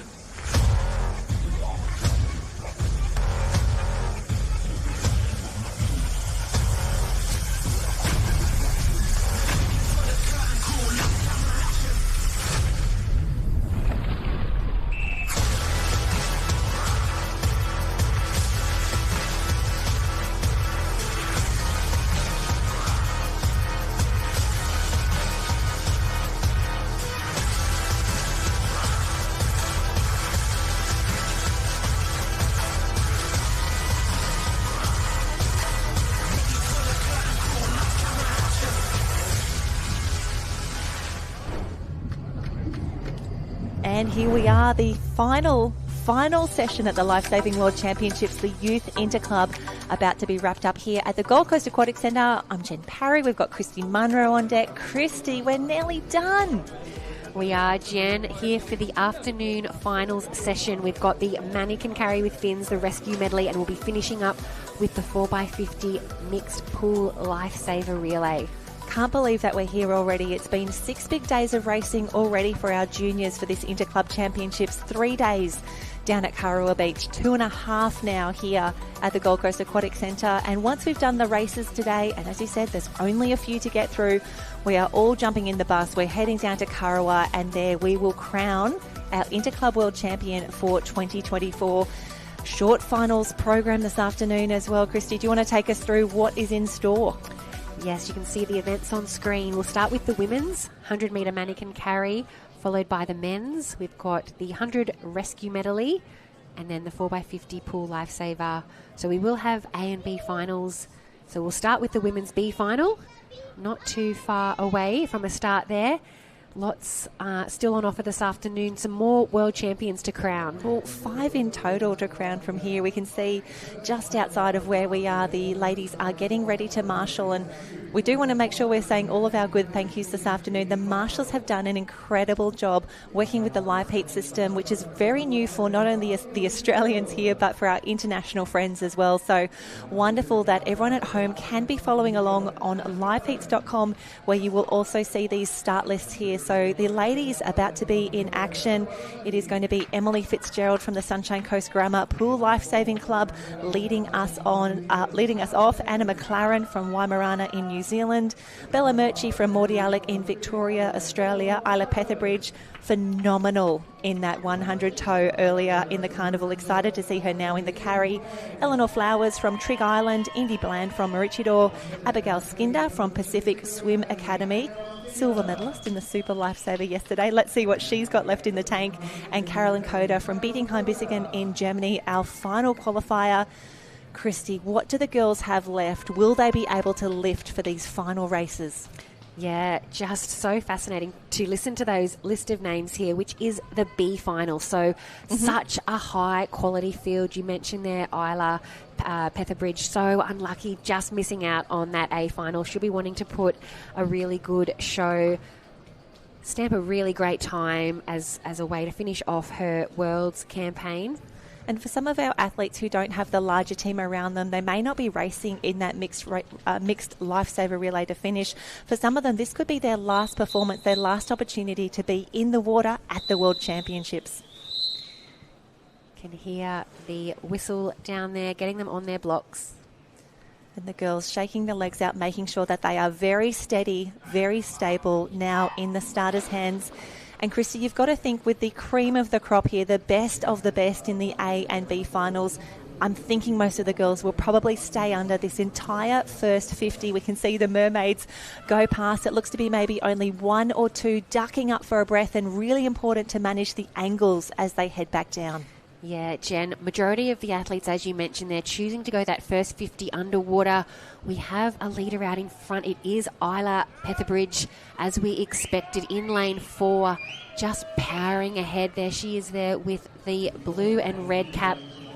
And also a fellow Kiwi across the pool there in lane 2. She's got the white cap. That's Anna McLaren from Waimarana. The Kiwis getting it done. But Indy Bland from Maroochydore starting to come up in lane 6, challenging for that lead. Has Isla got enough in the tank? Can those legs get her home? She's been so strong. I had nothing to worry about, and neither did Isla. This is a convincing win here in the B final. Yeah, 57.42. I think Isla's going to be happy with that time. So first to Isla Petherbridge in a time of 57.42. Second there to Indy Bland, finishing fast. She finished with a time of 59.74. So just to give you an idea of the speed there, Isla Petherbridge qualified 9th overall in this B final, a time of 1:01.8 in the heats earlier today, and she has just come through now with a massive swim. That is a significant drop from the heats to the finals. Yeah, she would have liked to have done that time this morning to bank herself a spot in the A final, but she'll go home very, very happy with that time and a win here in our B final. Just watching the finish there on the replay, so strong. Gosh, I just want to check her expression as she goes around and she sees the time and she goes, ooh, 57 on the board. She's got to be happy with that. I know it was a massive PB for her in that 100 toe where she took out the world title at the Interclub Championships in a time that actually would have won the international teams racing as well. So Isla Petherbridge, a star of now, but very much a star of the future for the Kiwis. 57.4 on the blocks on the board there for her. Indy coming through another sub 60 time. We love these milestones that we're seeing the girls reach. Yeah, I think our 1 and 2 places in that B final will be very, very happy with that time. Probably some nervous competitors watching that on from the A final. Absolutely, and that is the A final up on screen now. We will be led by Madison Jones in lane 1 from the Currumbin Beach Vikings. Gemma Holt from Mordialloc making her way out as well. There is Bianca Raywood from Burleigh Heads Mowbray Park. But across the field, we've got Gemma Holt from Mordialloc, also represented Australia last week. Olivia Tukia, watch out for her from Currumbin. But the fastest qualifier was Katarina Seelner from Lukenwald. She would love to repeat this morning's incredible performance with a World Championship victory. Her teammate Mara Walter from Lukenwald is in lane 5. Lucy Kinnear from Waimorana. The South African superstar Kira Van Heerden is in 7. And we saw earlier Bianca Raywood making her way out onto the field there. Bianca was a B finalist at the international teams. Wonderful to see her stepping up into the A's and thinking about that incredible super lifesaver, Christy, that she did yesterday. She did a massive PB, huge drop in time. Could we be about to see something special from lane 8 in the A final now? Yeah, I know Bianca was a little bit disappointed with some of her times from the international competition, and with every race she has gained so much more experience and confidence. She's taken some of those times, really reduced some of those times in these last 3 days, and I would expect her to step it up again here. She's a real racer. Absolutely, big time racer. On screen there in the white cap, that is Lucy Kinnear from Waimorana, just getting the fins on, getting ready. And these two, the ones to watch from Lukenwald, Katarina and Mara. Now they're probably training partners, friends, but now they are fierce competitors, just getting those fins on, sharing a little bit of soap on the blocks. We can see the girls getting ready. And Christy, you got to speak to a few of our friends from Lukenwald yesterday, so strong in those relays. Yeah, and as you mentioned, the two on screen, they are club mates and secured a gold medal in one of our relays yesterday. So very, very excited. They'll have to bring themselves back down for this finals this afternoon. A whole lot of work still to be done ahead of them. And we do love seeing all the different national flags represented there. We've got Australia, Germany, New Zealand and South Africa in the mix. And someone on screen that we just saw, Olivia Tukia, my gosh, she was wonderful in that 100 rescue medley heats. She'll be lining up again for another A final very, very soon. She's been so strong for Currumbin, and she really just missed that junior Blackfins team. So to see her come out so strongly, get some fantastic times on the board and really put her case forward for national selection in the future. We can see the girls just coming up now, Christy. They'll take their positions, but they will be in the starters' hands very soon. I'm going to let you take this one away. So they are set. Bianca Raywood closest to the bottom of the screen. As we expect, most of these swimmers will do the first 50 metres underwater, butterfly kick. We won't expect them to surface. Now, for any nippers who are watching this one, have a look at that amazing streamlined position as well. No Supermans out in front. You've got to keep your hands together. And Christy, my gosh, this is anyone's race at the start. Maybe lane 4 looking very good, maybe lane 3. Yeah, Olivia Tukia, as we thought there. There's a flyer down the bottom there. That's Bianca Raywood. So she has done a fabulous first 50. What has she got left? So there we go. Lane 4 looking very, very good. That's Katarina from Lukenwald, the fastest qualifier. But lane 8 we think could be in the mix as well. Fantastic racing. The girls giving it absolutely everything. Lucy Kinnear in the mix as well in the white cap. But I think it is going to be the girl from Lukenwald, the fastest qualifier from today, Katarina. She comes through 56.16. Christy, we have a new world champion. How exciting. Katarina in 1. We've got Lucy Kinnear in 2. And it was Bianca Raywood, that outside lane. Lane 8 comes home for 3rd. Oh, and look how much it means to her as well. That's a big win, an emotional win as well. And how good is it that you get to do that next door to your clubmate as well. Both of those girls sharing in a very, very special race. This is special. This is what it means to be at the Lifesaving World Championships, to perform at the top level in our sport. But Katarina from Lukenwald, what a performance, what a finish. She set it up absolutely beautifully here. We can see she's in the top of those yellow lane ropes there. And that is the team, that is the cheer squad from Lukenwald. The yellow shirts, you can pick them from absolutely everywhere. And this is where she realises she's done it, she's made it. She's the new world champion in the 100 carry. Fantastic work. Oh, this is the emotion that we want. This will be on the highlights video for sure. The two Lukenwald teammates embracing on the line. And they will make their way out of the water soon. We'll get to celebrate with them. But let's recognise these official results now. Katarina and Lucy, both incredible competitors there. And there we go. Kira Van Heerden, how is she still going? An incredible performance from the South African, 58.61. Mara, also from Lukenwald, she finished up in 5th overall, 59.2. Olivia Tukia, 59.9. Wonderful to see 6 out of the 8 competitors breaking that 1 minute barrier. It's a big milestone to reach for our youth competitors. And let's face it, for some of our opens as well in the 100 carry. A fantastic performance and a new world champion in Katarina Salna. What a swim, what a performance. 56.16. I think that's going to be a great time for her as well. But while the women are done, we can see the B final for the men lining up already. And we will bring you those in just a moment. It's going to be a fast race here. In the B final for the men, Jack Hanford from Marangi Bay, Lucas Wunder from Lukenwald, James Lee of Met Caloundra, Jack O'Brien from Currumbin Vikings, Matthew Lowe from Northcliffe, Jacob Falconer of Ocean Beach, Jaden Dion Dorr from Lukenwald, and Devon Gordon Michael from Lukenwald. More Lukenwald in the mix, 3 in this B final now. They would love to emulate Katarina's fantastic performances, taking out that win in the women's race then. And here we go, the men's B final up very, very soon. We can see that the competitors nearly all up on the blocks. That is Jackson Brennan taking in the big breaths.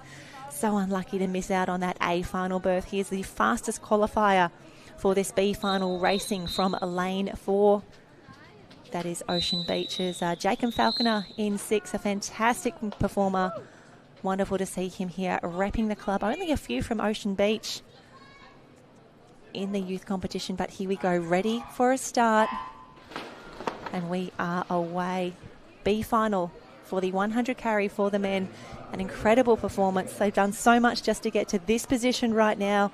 We can see them heading underwater. I don't think many of them will surface, if any, at all. And it looks to be Jaden Dion from Lukenwald, very fast over this side, and Matthew Lowe maybe from Northcliffe in lane number 5, looking very, very strong. And it is lane 5, lane 7.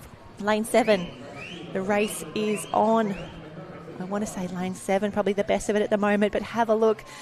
James Lee from Met Caloundra is in the mix, but also Jack O'Brien coming through that white cap from Currumbin. More of the butterfly stroke in there. I think it's going to be a race between lane 2, 4 and 7. Here we go at the touch. Who's it going to be? I want to say the Currumbin Vikings need to get the hand to the wall. Oh, fantastic time for Jack O'Brien. 51.26. What a swim, what a performance. 51.26, Jack O'Brien taking out the B final, but now Christy is down on the beach with the winner of the women's race. I'm down here poolside with Katerina. Took a little bit of extra time just getting those fins off. The legs are exhausted. You put absolutely everything into that race. Yeah, I feel so amazing and my muscles are dead. We saw just how happy and elated you were to finish that race. That one really meant so much. Yeah, it feels so good and yeah, I don't know what to say. It's a lot of pressure being in lane 4 and then I guess to come out and actually be crowned the world champion. You've done everything that could be expected. Congratulations. Thank you very much. And your teammate finishing in 5th. What a great day for the club. Yeah, we have the boys race next and we're excited. Well, all the best. I'll let you go and cheer them on. Thank you. Oh, fantastic work, Christy. And we are seeing the replay now. This is the B final for the men that we saw just earlier. Fantastic work at the turn there. Really swift to get those ankles around, hit the wall at speed. And this is where we saw Matthew, I think it was one of the Northcliffe crew doing an incredible start there, but at the wall, big touch for Jack O'Brien to take out that B final. But the A's coming up next. This is going to be one of the most popular events of the program. Fantastic work there. Jacko, 51.26. It was official now. Here's your B final, a winner in the 100 carry. But for now, we are getting ready for the A. The men are already being brought out onto pool deck. Wonderful to see a few from different clubs, different countries in the mix as well. From the top of screen, we will have Oscar Star Thomas. Now, he was a bolter from lane 1. Had to endure that very nervous wait to make this A final. Noel Langer from Langenberg into Lachlan Vink from Metropolitan Caloundra in Australia. Lane 3, Heath Corrie, the fastest qualifier. I don't want to say it's a surprise because we know he's an incredible performer, but to see him in the A qualifying spot here in such an impressive field, it's wonderful to see. The Aussie reps are next, Braden Woodford and Kai Gilbert. And then we have Devon Cath from Lukenwald, Darcy Higgins from Maroochydore. Christy, what a lineup, what an A final. And how excited was Katerina on pool deck? Just wonderful. So much emotion. Yeah, she needed a little bit of help from one of the Currumbin girls just to get her fins off. We could see the time it took to get those on, and it doesn't help just with that lactic acid build-up. But it was beautiful to see just that sheer emotion when she hit the wall. And, trained so hard, have come such a long way to compete in these World Championships. And she goes home with a gold medal. Oh, that just makes it a little bit easier, doesn't it? And also gold medals with her teammates from those relays as well. Wonderful to see so many of our German friends making the big trip to Australia to race here at the Gold Coast Aquatic Centre. And the fact that we have now nearly wrapped up 17 days of racing across ocean, pool, beach, IRBs, surf boats, march past, whatever you want. We've got it here at the Lifesaving World Championships. And for these boys now lining up for the A final, Chrissy, some of these men would have been thinking about this race since the last World Championships. They've really been targeting this one, and now is the time to shine. Now is the time that they need to perform and step up. Yeah, they've done all the hard work. They've got themselves a spot in the A final. Really could be anyone's race, not too much separating the field in terms of time. So we'll keep our eye on Oscar Star Thomas and Darcy Higgins, who are at either end of the pool. We've seen them qualify through those early heats without having a lot of competition, so they may still have a little bit of time to shave off. Yep, they might be able to lift now that they've got this incredible team around them here. It was Heath Corrie from Mordialloc, the fastest qualifier. Very much looking forward to see if he can replicate that incredible time from this morning. But Christy, we're seeing every single final our athletes are finding something extra in the tank. They're finding the extra energy, and they're keeping on dropping those times from the heats to the finals. You can see they're in their set position now. And an even start as our swimmers hit the water. We'll see the men 50 metres underwater.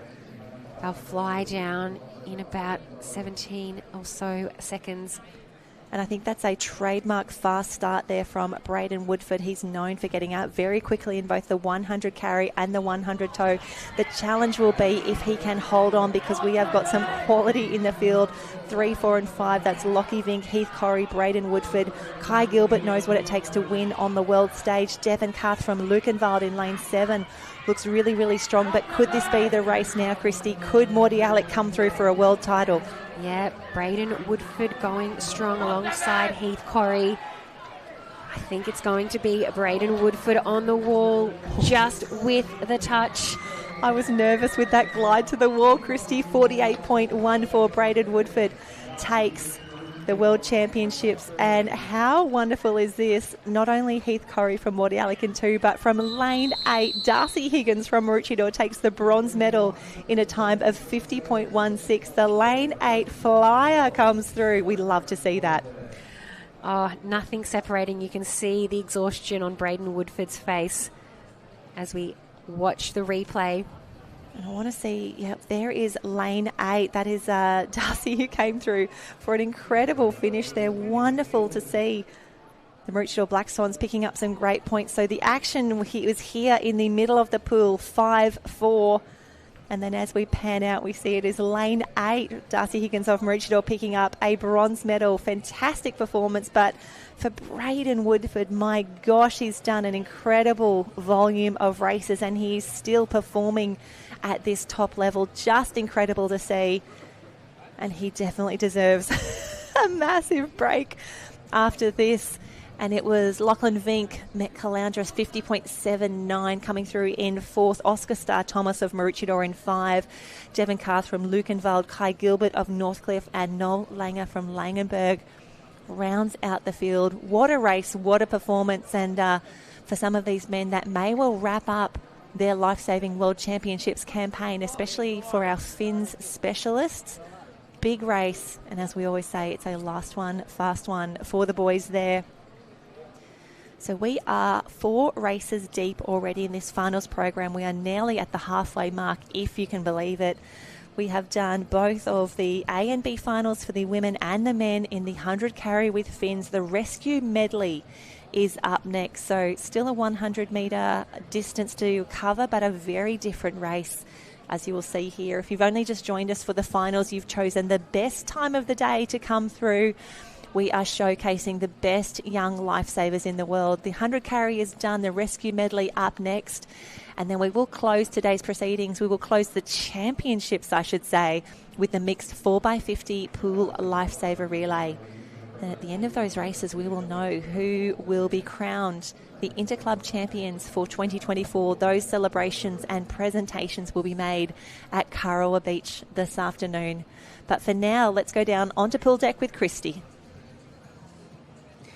Braden, you are the world champion in the 100 mannequin carry, qualified in lane 5. So you had a little bit of extra work to do in the final, but you got the job done.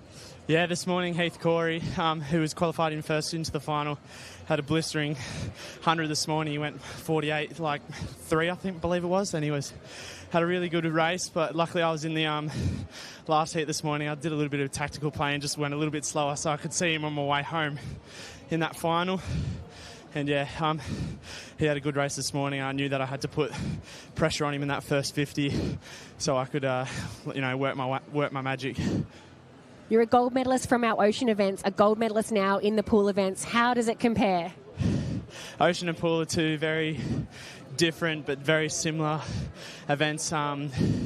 Definitely coming off the back of the national teams week, I had a few races in the pool, few in the surf. I won the tow last week, came 3rd this week. Mentally trying to get back up and race in the pool sometimes is a lot harder because it's harder to peak very often. So coming from that surf swim win was a very massive positive, and to take at least one win here at Interclub in the pool it was pretty stoked. Yeah.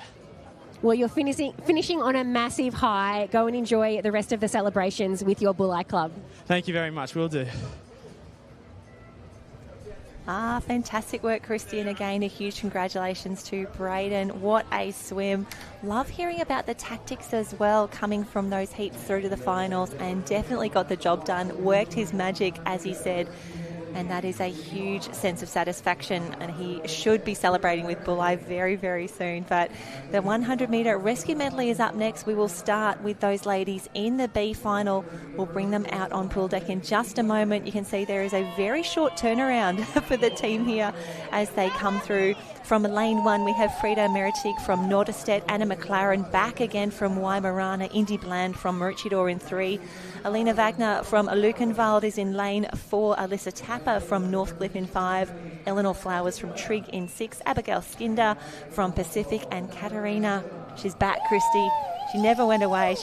Well, we haven't given her the gold medal just yet, but you've got to think the confidence that she would be feeling right now, but to regroup, to recover, and to focus back for this 100 medley, it's a really tough ask. She was incredibly spent after that race only just some short minutes ago, so we'll have to wait and see how quickly she has recovered for this B final of the rescue medley. And this is a tough one. No fins in this race. The girls will swim a 50 free, take a massive breath at that halfway mark, swim 17.5 underwater, at which point they will collect a submerged mannequin and then tow it without fins to the end of the pool. Chrissy, this is such a tough race. You rate it as the hardest on the program. Yeah, Indy Bland from Maroochydore, lane 3. She is also backing up from those carries, so no signs of fatigue there for Indy Bland with an early lead. We come across there to Alyssa Tapper from Northcliffe, looking very comfortable, very controlled. And loving the work of Eleanor Flowers next door as well. She's in lane 6. The girls will go through. Big breath on the turn, and I think it is Alyssa Tapper who is first to the wall, 30.83 feet on the wall. Yeah, so Alyssa Tapper from Northcliffe, we thought she would be the first one down. You can see her just surfacing with the mannequin. She holds the mannequin a lot deeper than a few of our other competitors, but that technique absolutely works for her. She is flying as she comes into this last 25 metres. And Christy, she's opened up a huge lead on the rest of the field, but we did see some of our German competitors come through. Alina Wagner, you can see her just pushing up in lane 4 next to her, but I think she may have left the run too late. Alyssa Tapper from Northcliffe is well clear, a solid body length on the rest of the field. This is a dominance performance in the B final. Alyssa Tapper hits the wall in first. It's a 1:17 to take out the B final. So ahead of Alina Wagner in a 1:19. Massive swim there. Congratulations, Alyssa Tapper. And when we think of the broader view here, Northcliffe definitely one of those clubs vying for that overall point score. They would have been very happy with Alyssa's race there, obviously for her personally, but in terms of the club view as well, great points to pick up there in a 1:17.46. That is a great time as well. I'm just going to go back and check those heat swims really quickly, because I think she was definitely up there, but I think she was a 120.5 in the heats again. We're seeing significant drops from heats to finals, so excited to see what that could mean for our A finalists. But for now, we congratulate Alyssa Tapper, 1:17. Alina coming through in 1:19, and Indy Bland from Maroochydore, 1:20.27. Great swimming for these ladies, and if they're not in that mixed relay, that could be the job done for them. They could be finished. Yes, we saw Indy there taking it out hard to the start, but finishing with a third in the B final. We have a look now at the start list for our A finalists. Olivia Tukia in 1 from Currumbin Beach, Amaya Lopez from Mordialloc in lane 2. Madison Jones, she was great in the heats earlier today. Keen to see what she can deliver now. Bianca Raywood, and a special happy birthday to Bianca Raywood, having her birthday at the World Championships. Where else would you rather be? Happy birthday, Bianca. Do hope there is cake and gold medals. Oh no, it's Jasmine's birthday. Jasmine's birthday today. We want cake and gold medals for everyone. But Kira Van Heerden in 5, Jasmine, birthday girl Raywood in 6, Gemma Holt in lane 7, and fantastic work, Naisha Shetty from Rashtriya Lifesaving Society. Now, Naisha is just dropping times every time she jumps in the pool. PBs, personal bests. She had an incredible performance last week for the Indian national team in the B final for this event. Now stepping up here, the 8th qualifier for the A final in the Interclub. What a performance, and what an incredible crowd of women she's surrounded by.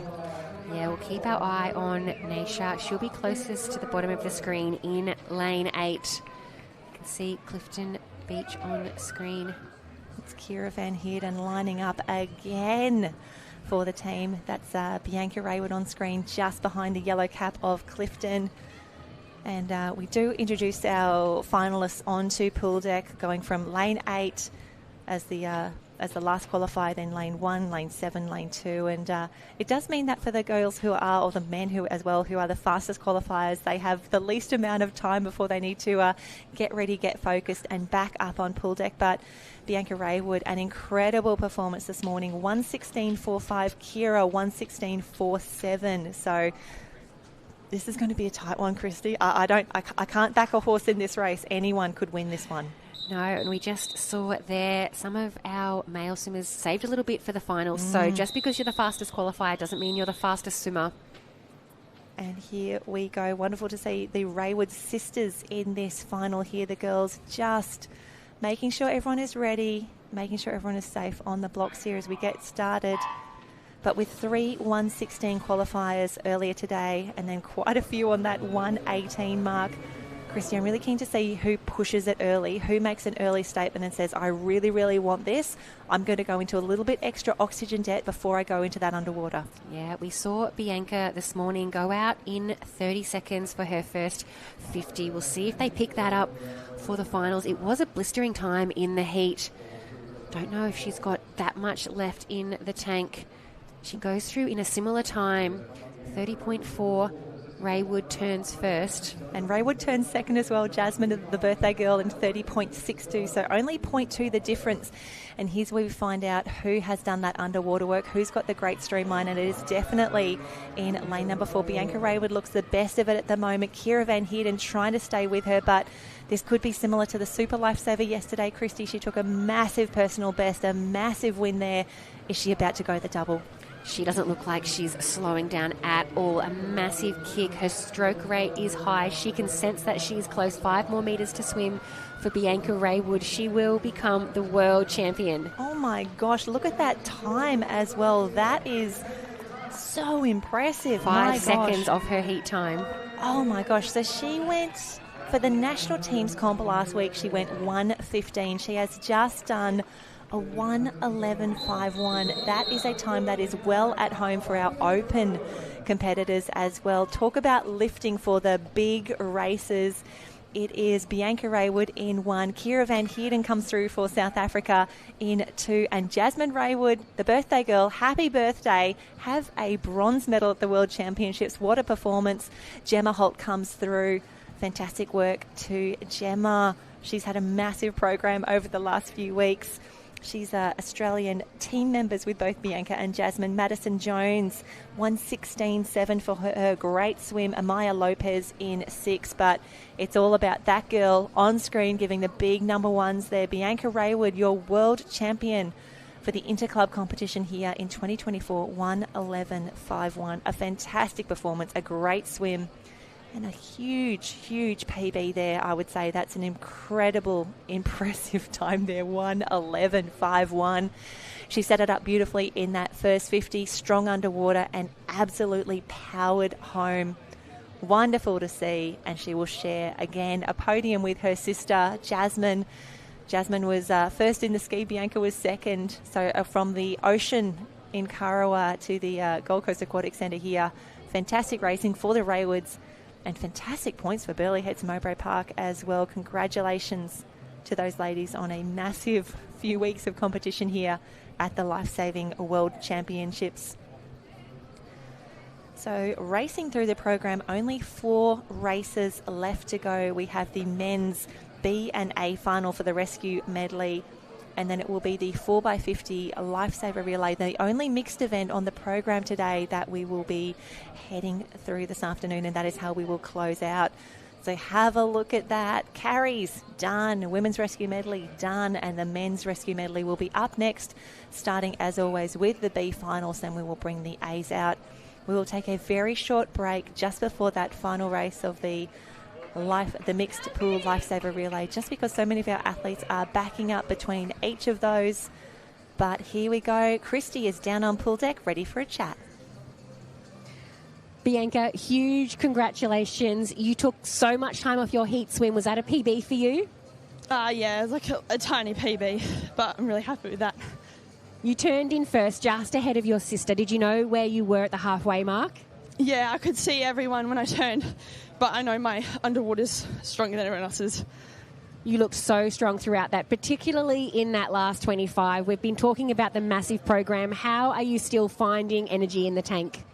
Yeah, well, I was really worried doing that off the back of a 100 carry, so I was pretty nervous, but I knew I just had to relax, get my heart rate back down, and just dig in. Congratulations, you are the world champion. Go and enjoy. Thank you. Oh, fantastic work, and always wonderful chatting with the world champions. We have the best job going around here, and a huge congratulations. Bianca taking a big win there, a 1:11.51. Kira Van Heerden from South Africa in 2, and Jasmine Raywood, the birthday girl today, will be celebrating with a bronze medal later on. So as I said, we're moving through the program. The men are up next for our B final, and we can see on screen it is Jacob Falconer from Ocean Beach will be lane 1, the top of your screen. Oscar Star Thomas back in the mix here as well from Maroochydore. Luca Widmer from Met Caloundra in 3. From Currumbin we have Alex Walker and William Love. Heath Corrie, who's already picked up a silver medal for Morty Alec in the 100 carry, is in lane 6. Rowan Toon is in 7, and Darcy Higgins from Maroochydore in lane number 8. So we can see the boys just making their way out onto pool deck. That pale blue cap, Christy, we've seen that so many places over the past few days. Metropolitan Caloundra, they are always punching above their weight. Led out from the very first race, Poppy Stevens taking a big win in the 200 obs. The line throw girls getting it done as well. They have got so much to celebrate when they get back home to Met Caloundra. We spoke about the difficulty of these events on the program and backing up for these finals with such a short turnaround. It's a really tough one. It feels like we're at the Aussie Pool Rescue Championships at the moment. All of those Aussie flags across the screen. And I'm loving the work of Heath Corrie in lane 6. He was up very, very quickly. And I always love hearing from the athletes like Bianca saying, I had a really short turnaround from that 100 carry. I knew I had to get back. It's such a tough ask. But in lane 4, Alex Walker starting to push ahead, as is Rowan Toon in lane 7. Yes, it's Alex Walker with a narrow margin. We'll watch him turn there now in 27.8. Just ahead of Rowan Toon, lane 7 from Northcliffe. We'll watch this underwater work as they head the 17.5 metres to pick up their mannequin off the bottom of the pool. I want to say it's nearly 5, 4, 3 and 2 altogether at the moment. Lane 7 trying to push in here as well, but he's in lane 4 for a reason. Alex Walker, so unlucky to miss out on that A final, but he is the fastest qualifier in the B, looking really strong. Have a look at that kick and the stroke rate as he comes through.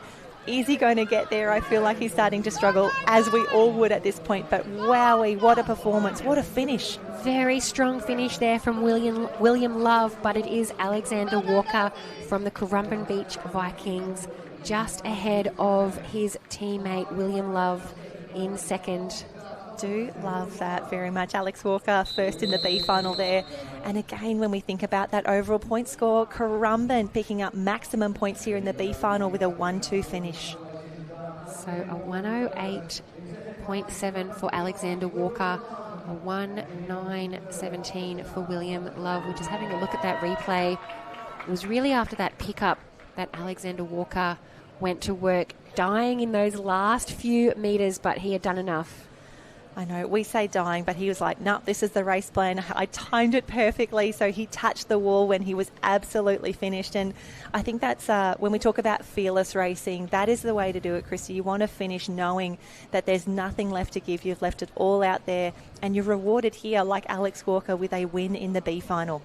Yeah, Oscar Star Thomas finishing in third ahead of Jacob Falconer, both with a 1:09.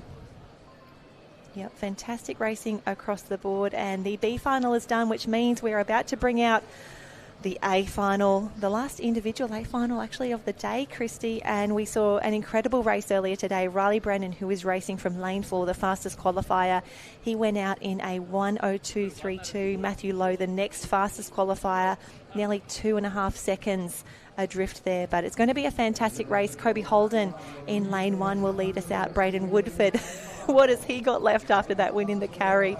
Leo Elias Bauman, now he is a gold medalist already in the 50 carry, so expecting something special from him. And further down the pool, then we go to Riley Brennan in 4. Matthew Lowe could be out to ruin the party here from Northcliffe in 5. Tom Habel from Lukenwald. Kai Gilbert in 7 from Northcliffe. And James Lee from Met Caloundra coming out now. So that is Braden Woodford. You've got to think there's some wobbly legs getting around pool deck at the moment. It doesn't get much harder than that 100 carry, and a lot of lactic and a very, very short turnaround. So Braden will be up against it. A very strong favourite in the middle of the pool is Riley Brennan. 2 seconds is a big, big margin in pool swimming. You've got to think the man that we just saw on screen, the yellow cap, that's Leo Elias Baumann from Lukenwald. So strong in that 50. Gave a fantastic interview as well. Wonderful to see him combining with his teammates for a gold medal as well. But all eyes on that man in the white cap, just leaving those headphones on until the last minute. And Christy, it's fascinating to watch the last minute race prep and just how our athletes maintain the focus up until that final moment. Yeah, it's an interesting feeling out there on pool deck. It's a relaxed vibe, but you can certainly feel the nerves during this finals afternoon. There's Riley Brennan on screen. He looks focused. He looks ready. He really does.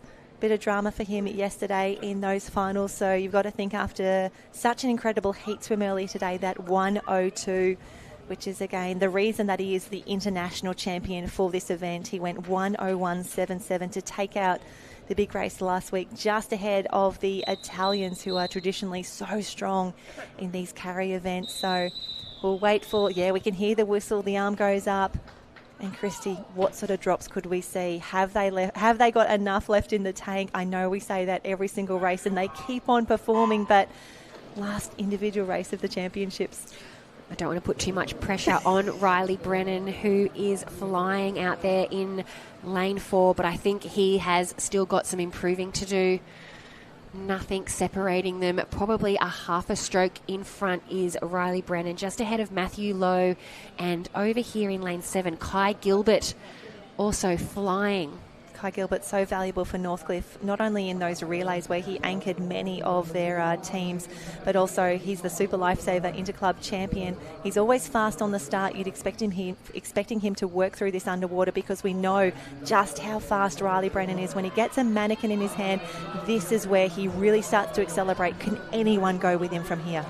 Riley Brennan, the only competitor choosing to do that half butterfly technique. It's working for him. He's pulling away from the competitor there, Matthew Lowe, in lane 5. It's going to be all Riley Brennan. He hits the wall.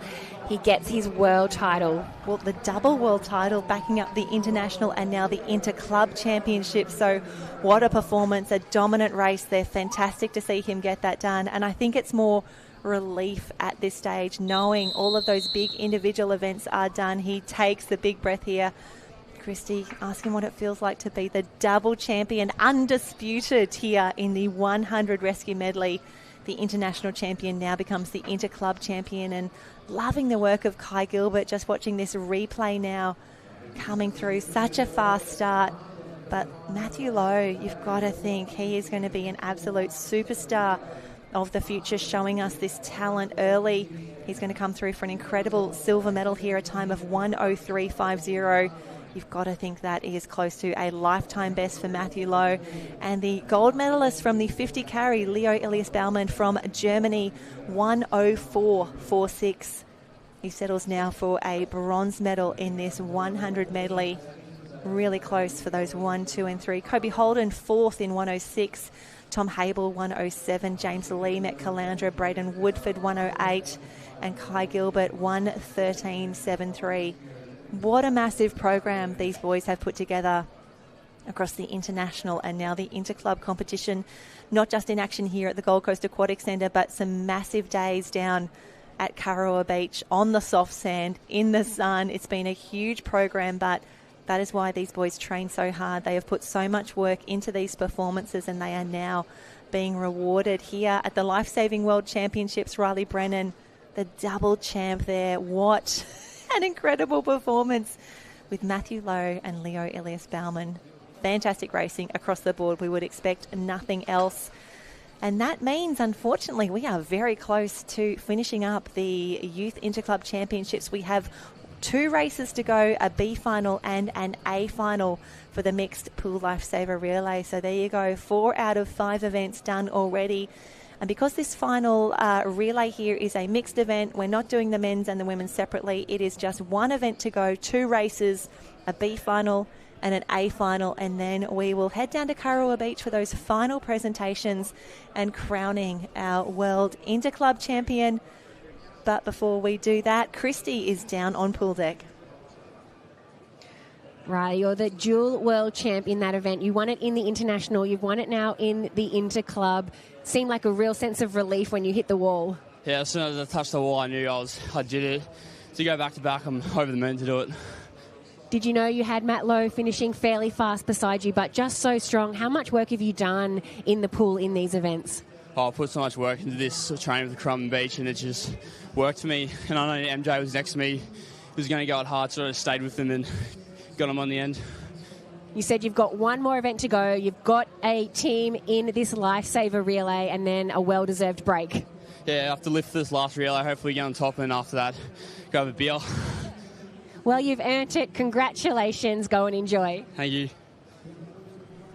Oh, fantastic work there to Riley Brennan, taking a big win there, a double win in the 100 metres rescue medley. The mixed lifesaver relay is coming up next. We will keep an eye on the marshalling area. We'll see where they are as we take a short little break now, but we'll grab the ETA. I can see already a few of our athletes just starting to come through to that marshalling area. Remembering that we do have another live stream running at the moment, and it looks like we are at the pointy end of the men's open beach flag. So we might take a little 2 or 3 minute break, Munners. We might watch this beach flags final. We'll be back with the last races of the day here at the Gold Coast Aquatic Centre in just a moment.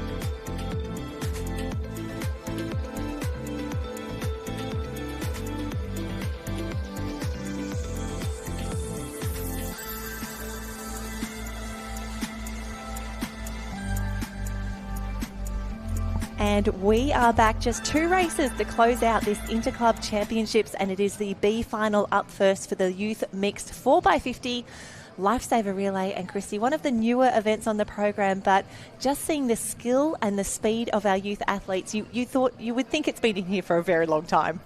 Yeah, we've got some very tired bodies on pool deck, but it's always easy to get yourself up for a team relay event to close out the day. Still World Championship gold medals on offer. This is the B final list on screen. And your eyes don't deceive you. It is a smaller field here. We had some disqualifications in those heats. So what you are seeing is the athletes who are very, very quick, but also technically proficient. Great Britain's Retford and District will be in lane 2. They will be in the pale blue caps at the top of your screen. We have Morty Alec, Langenberg, Metcalaundra and Hassewinkel from Germany. And you can see that we will have athletes on both ends of the pool just getting start here, setting up those blocks the way that they like it. And Christy, it's the last race, and we can see men and women racing together in this 4x50 Lifesaver Relay.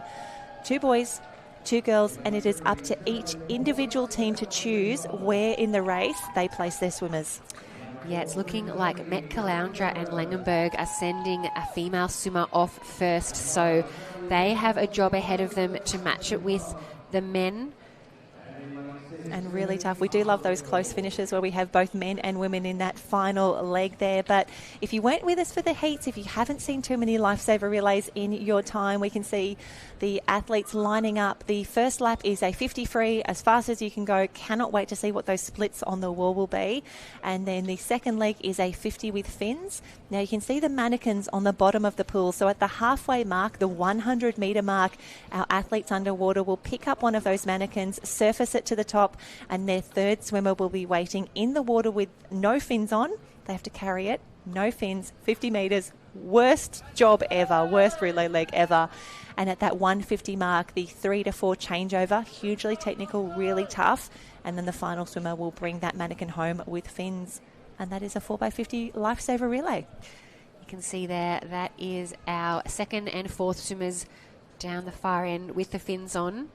And a bit of a shout out just while we've got them on screen. We can see in lane 5, I think that's Poppy Stephen. Now she has had an incredible championships, a real specialist here. She won the Open Interclub 200 metre obstacles and the Youth Interclub 200 obs as well. So a real specialist, Metcalaundra, bringing out the big guns. And that first day that we had here for the Interclubs for the youth was just spectacular. Metcalaundra picking up the big gold medal there with Poppy, but also their line throw girls getting it done. Massive points for the club. A very handy swimmer to have in your relay, particularly your opening leg of that relay. Poppy will be expecting big things for her in this first 50. But she's got the challenge there. So Retford and District also in the Pale Blue Club, top of your screen, and Hassewinkel in lane 6, closest to us, bottom of the screen. Feeling the nerves, Christy, and I'm a little bit excited because we're nearly done, but a little bit sad that it's nearly over. It's been a massive 17 days of racing here across multiple venues on the Gold Coast. But for these athletes, their final swim of the session, the day and the championships. The whistle calls them up to the block. They'll be in the starters' hands now. Closest to us, Hassewinkel away very fast. You can see the underwater work there from Poppy. She probably got the best of that start, leading this heat at the moment for Metcalaundra. Doesn't need the obstacles in there at all. She is absolutely fast enough by herself, matching it with some of our male competitors here. What a start for Metcalaundra in lane 5. I think Poppy will hit in first, just ahead of Hassewinkel. They do underwater swimmers now hitting the water. We'll pick them up from that underwater shot. And Poppy coming through, and I think in a 27.8. Fantastic swim there as we see our athletes go through. Now, in the heats, it was mainly the ladies who were tasked with this second leg here. You can see many of them making the full distance underwater. It's such a big ask, but for many of them, it's over in about 20 seconds. We can see those mannequins being surfaced, and here we go. Big kick, big stroke rate, the 50 carry without fins. This is where we will see some of our absolute superstars, Christy, those who were in the 50 carry, probably the 100 rescue medley earlier today as well. But what a lead out there in lane 3. Morty Alec. We do have a new leader, Morty Alec. They just pipped in that underwater leg, and the third swimmer is really making this their race. Probably 3 body lengths lead. Look at that kick, still going this strong at the 45-metre mark. That is so impressive. Definitely dropping some time from that heat to the final as we come into the final changeover. And you can see they are away now. The big fins start to come through. And this is where the lead did change a little bit, Christy, in those final races as we had some of our men and women racing in the 4th and final lap. It's Morty Alec in 1, Met Caloundra in 2, closing very, very fast. Met Caloundra, I don't know if they're going to have enough pool left to pull back that lead from Morty Alec. They might do. They're closing with every single stroke here. It's Morty Alec, but Met Caloundra coming so strong. Will they get them just on the wall? Oh, it is. They do. Met Caloundra just on the wall. It was only about 12 100ths of a second. Oh, I thought Morty Alec was going to hold on, but what an incredible swim. What a performance. Met Caloundra coming through. And often it is faster to be the chaser than the one being chased. But fantastic racing there. We see 2:07.83 for Met Caloundra. Morty Alec in lane 3 coming through in a 2:07. And Christy, we did mention how technical this race was and that we had a few disqualifications in the heat. Heartbreaking to see that we've had one in this final as well. Yeah, Retford and District coming up there with a DQ. So disappointing end to the day for them, but can't take anything away from our winners, Met Caloundra, and a huge opening leg there from Poppy to really set her team up for that race. And look at that finish. Oh, right on the wall. Oh, so tough. And Met Caloundra say, yeah, we got it done. And this is where the tactics come into play for each of those teams, just different decision-making, looking at who they had in their team, the different strengths and weaknesses. And for both, absolutely the right decision there for first and second in the B final. They timed that one to perfection. There's the results on screen for our B finalists. Great to see Langenberg and Hasevinkel in the mix. And if you want a good read on the Lifesaving World Championships website, you can go to the news section there and read a lot of the press releases, the stories that we're collecting from the beach and the pool competition. And if you want to find out how Hasevinkel got their Ladyberg's cap, jump on the website, find out about it. One of the best stories in lifesaving. But now, Chrissy, the final race of the day, the A final for the mixed 4x50 Lifesaver Relay. This is fantastic. We had Currumbin Beach Vikings. They were the fastest qualifiers from the race earlier today. But from lane 1, we will have Bietigheim-Bissingen from Germany, Norderstedt. Northcliffe is in lane 3, Currumbin in lane 4. Now Lukenwald, lane 5. Their relays have been unstoppable in the individual, in the men's and the women. Cannot wait to see what they can do here when they combine. Maroochydore, the Black Swans, in 6. From Canada, we have Pacific Swim Academy in 7. And from South Africa, Clifton Lifesaving Club in lane 8. Those bright yellow caps, there they are on screen now. Big club, great club, incredible results as well. Could Clifton pull off an upset from lane 8 here in the last race of the championships? Anything is possible, Jen. I spoke to Riley Brennan after his win in that 100 medley, and he said he's ready for one last race with his team. They are the fastest qualifiers out of lane 4, but as you said, I don't think they're going to have it their own way. Lukenwald in lane 5 really seem to be able to find something extra when it comes to these relays. And in particular, Northcliffe, they are in lane 3, those maroon caps. We have seen them consistently outperform from their heats to the finals, so not putting anything past them here. It's going to be an incredible race, and loving seeing both men and women lining up against each other here, the final race of the day. And it was great to hear Riley say, the job's not done yet. I've had a great carnival. I've had this incredible win here in the medley, but everyone is going to give this race absolutely everything. It is the final lap of the championships. Our 2 fastest teams, starting with the women. Currumbin in 4, Lukenwald in 5. Very fast start there, and it is Northcliffe probably with an early lead there in lane 3.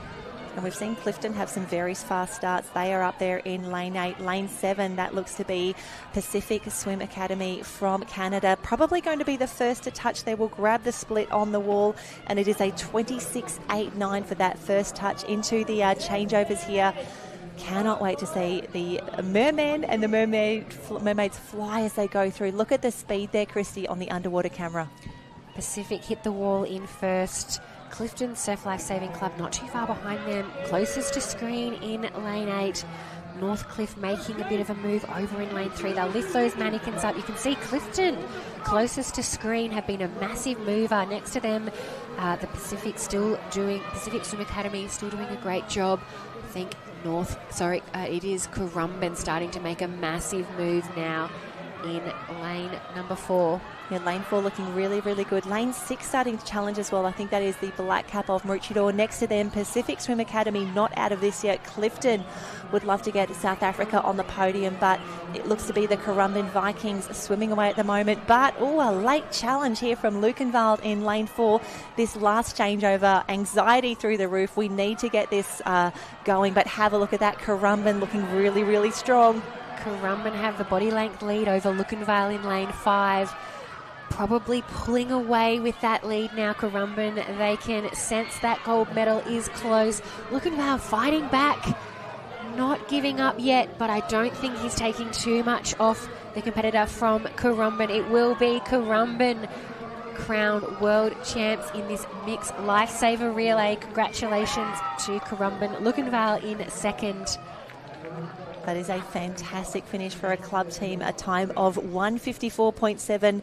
Australia won the national teams competition in a 152.3. So fantastic performance in that man on screen, Riley Brennan, just picking up so many medals across the national and club teams. That goggle tan really starting to come in nicely as well. But the relief that they would be feeling now down on pool deck. Currumbin got the job done. Another world championship. Fantastic points for them. Big races, and you've got to think no one is interested in warming down right now. It's been a huge afternoon for these athletes.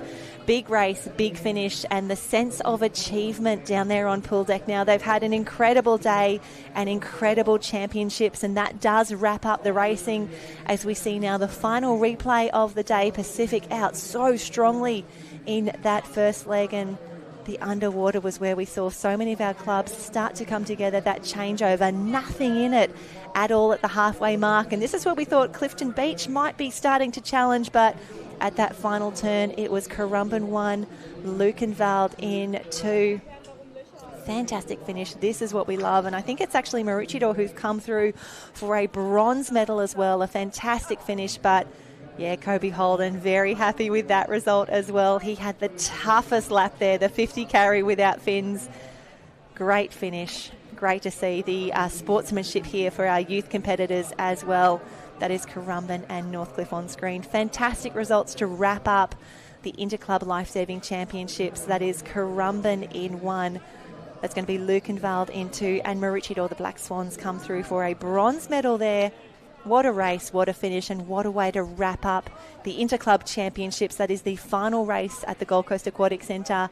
We will have one last interview out on pool deck, and then from there we will move down to Kurrawa Beach, where we will do all of the presentations from today's racing, and we will also crown those Interclub champions. The beach live stream is still running at the moment for the final Ocean Man, Ocean Woman races, and then that mixed relay, the mixed ocean M-shaped relay, I should say, to finish from there. So lots of racing the entire way along the Gold Coast. A fantastic way to close and celebrate here. A massive 17 days of racing. You can see all of the national flags flying in the breeze. It's starting to pick up out there. Very happy to be at the pool and not at Kurrawa Beach for the last of this pool racing for now. And a huge thanks to our technical officials, our judges, our timekeepers who've made their way to the Gold Coast to be part of this incredible championships and the village that it takes to put on an event like this. The ILS, the organising committee, Surf Lifesaving Queensland, our sponsors, our strategic partners as well. They've given so much for us to put on such an incredible championships. And to the competitors, their team managers, the parents, everyone who's travelled over to the Gold Coast to help us showcase the best young lifesavers in the world. It's been an absolute privilege to bring it to you here on the live stream. It's been 6 long years since we last held an Interclub Championships. It's been too long, but we're very excited to be back 2 years from now. But for now, Christy on pool deck. Well, Currumbin Vikings, what a way to finish off this pool program. Another gold medal, another world championship. Oh, it just feels so good. We all pulled our weight. We did incredibly well in all of our legs, so I'm just so proud of us all. And have you been keeping an eye on the club point score? So much success for Currumbin. Yeah, I don't know. I feel like it'll be tight, but hopefully we can just crack it. Yeah. A nice feeling. No more swims in the pool. You can go home and recover and enjoy the celebrations tonight. Yeah, thank you so much. Congratulations, Currumbin.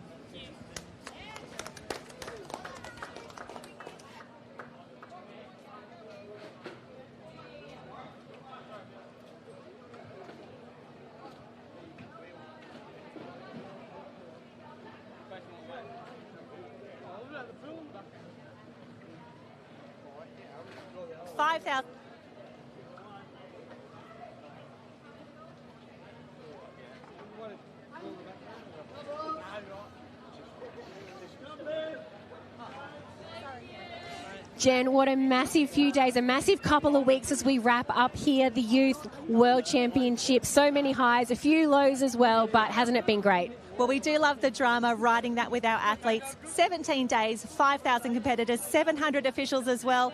It's been a massive, massive World Championships. It's been wonderful to bring that to you here. A huge thanks to our officials, our judges, the ILS, Surf Lifesaving Queensland, our sponsors, our strategic partners. And Christy, thanks for being on pool deck with us as well. It's been wonderful to bring everyone all the best racing in the world. It's been an absolute pleasure. Thank you for joining us wherever you are around the world. We'll see you next time. See you in Morocco.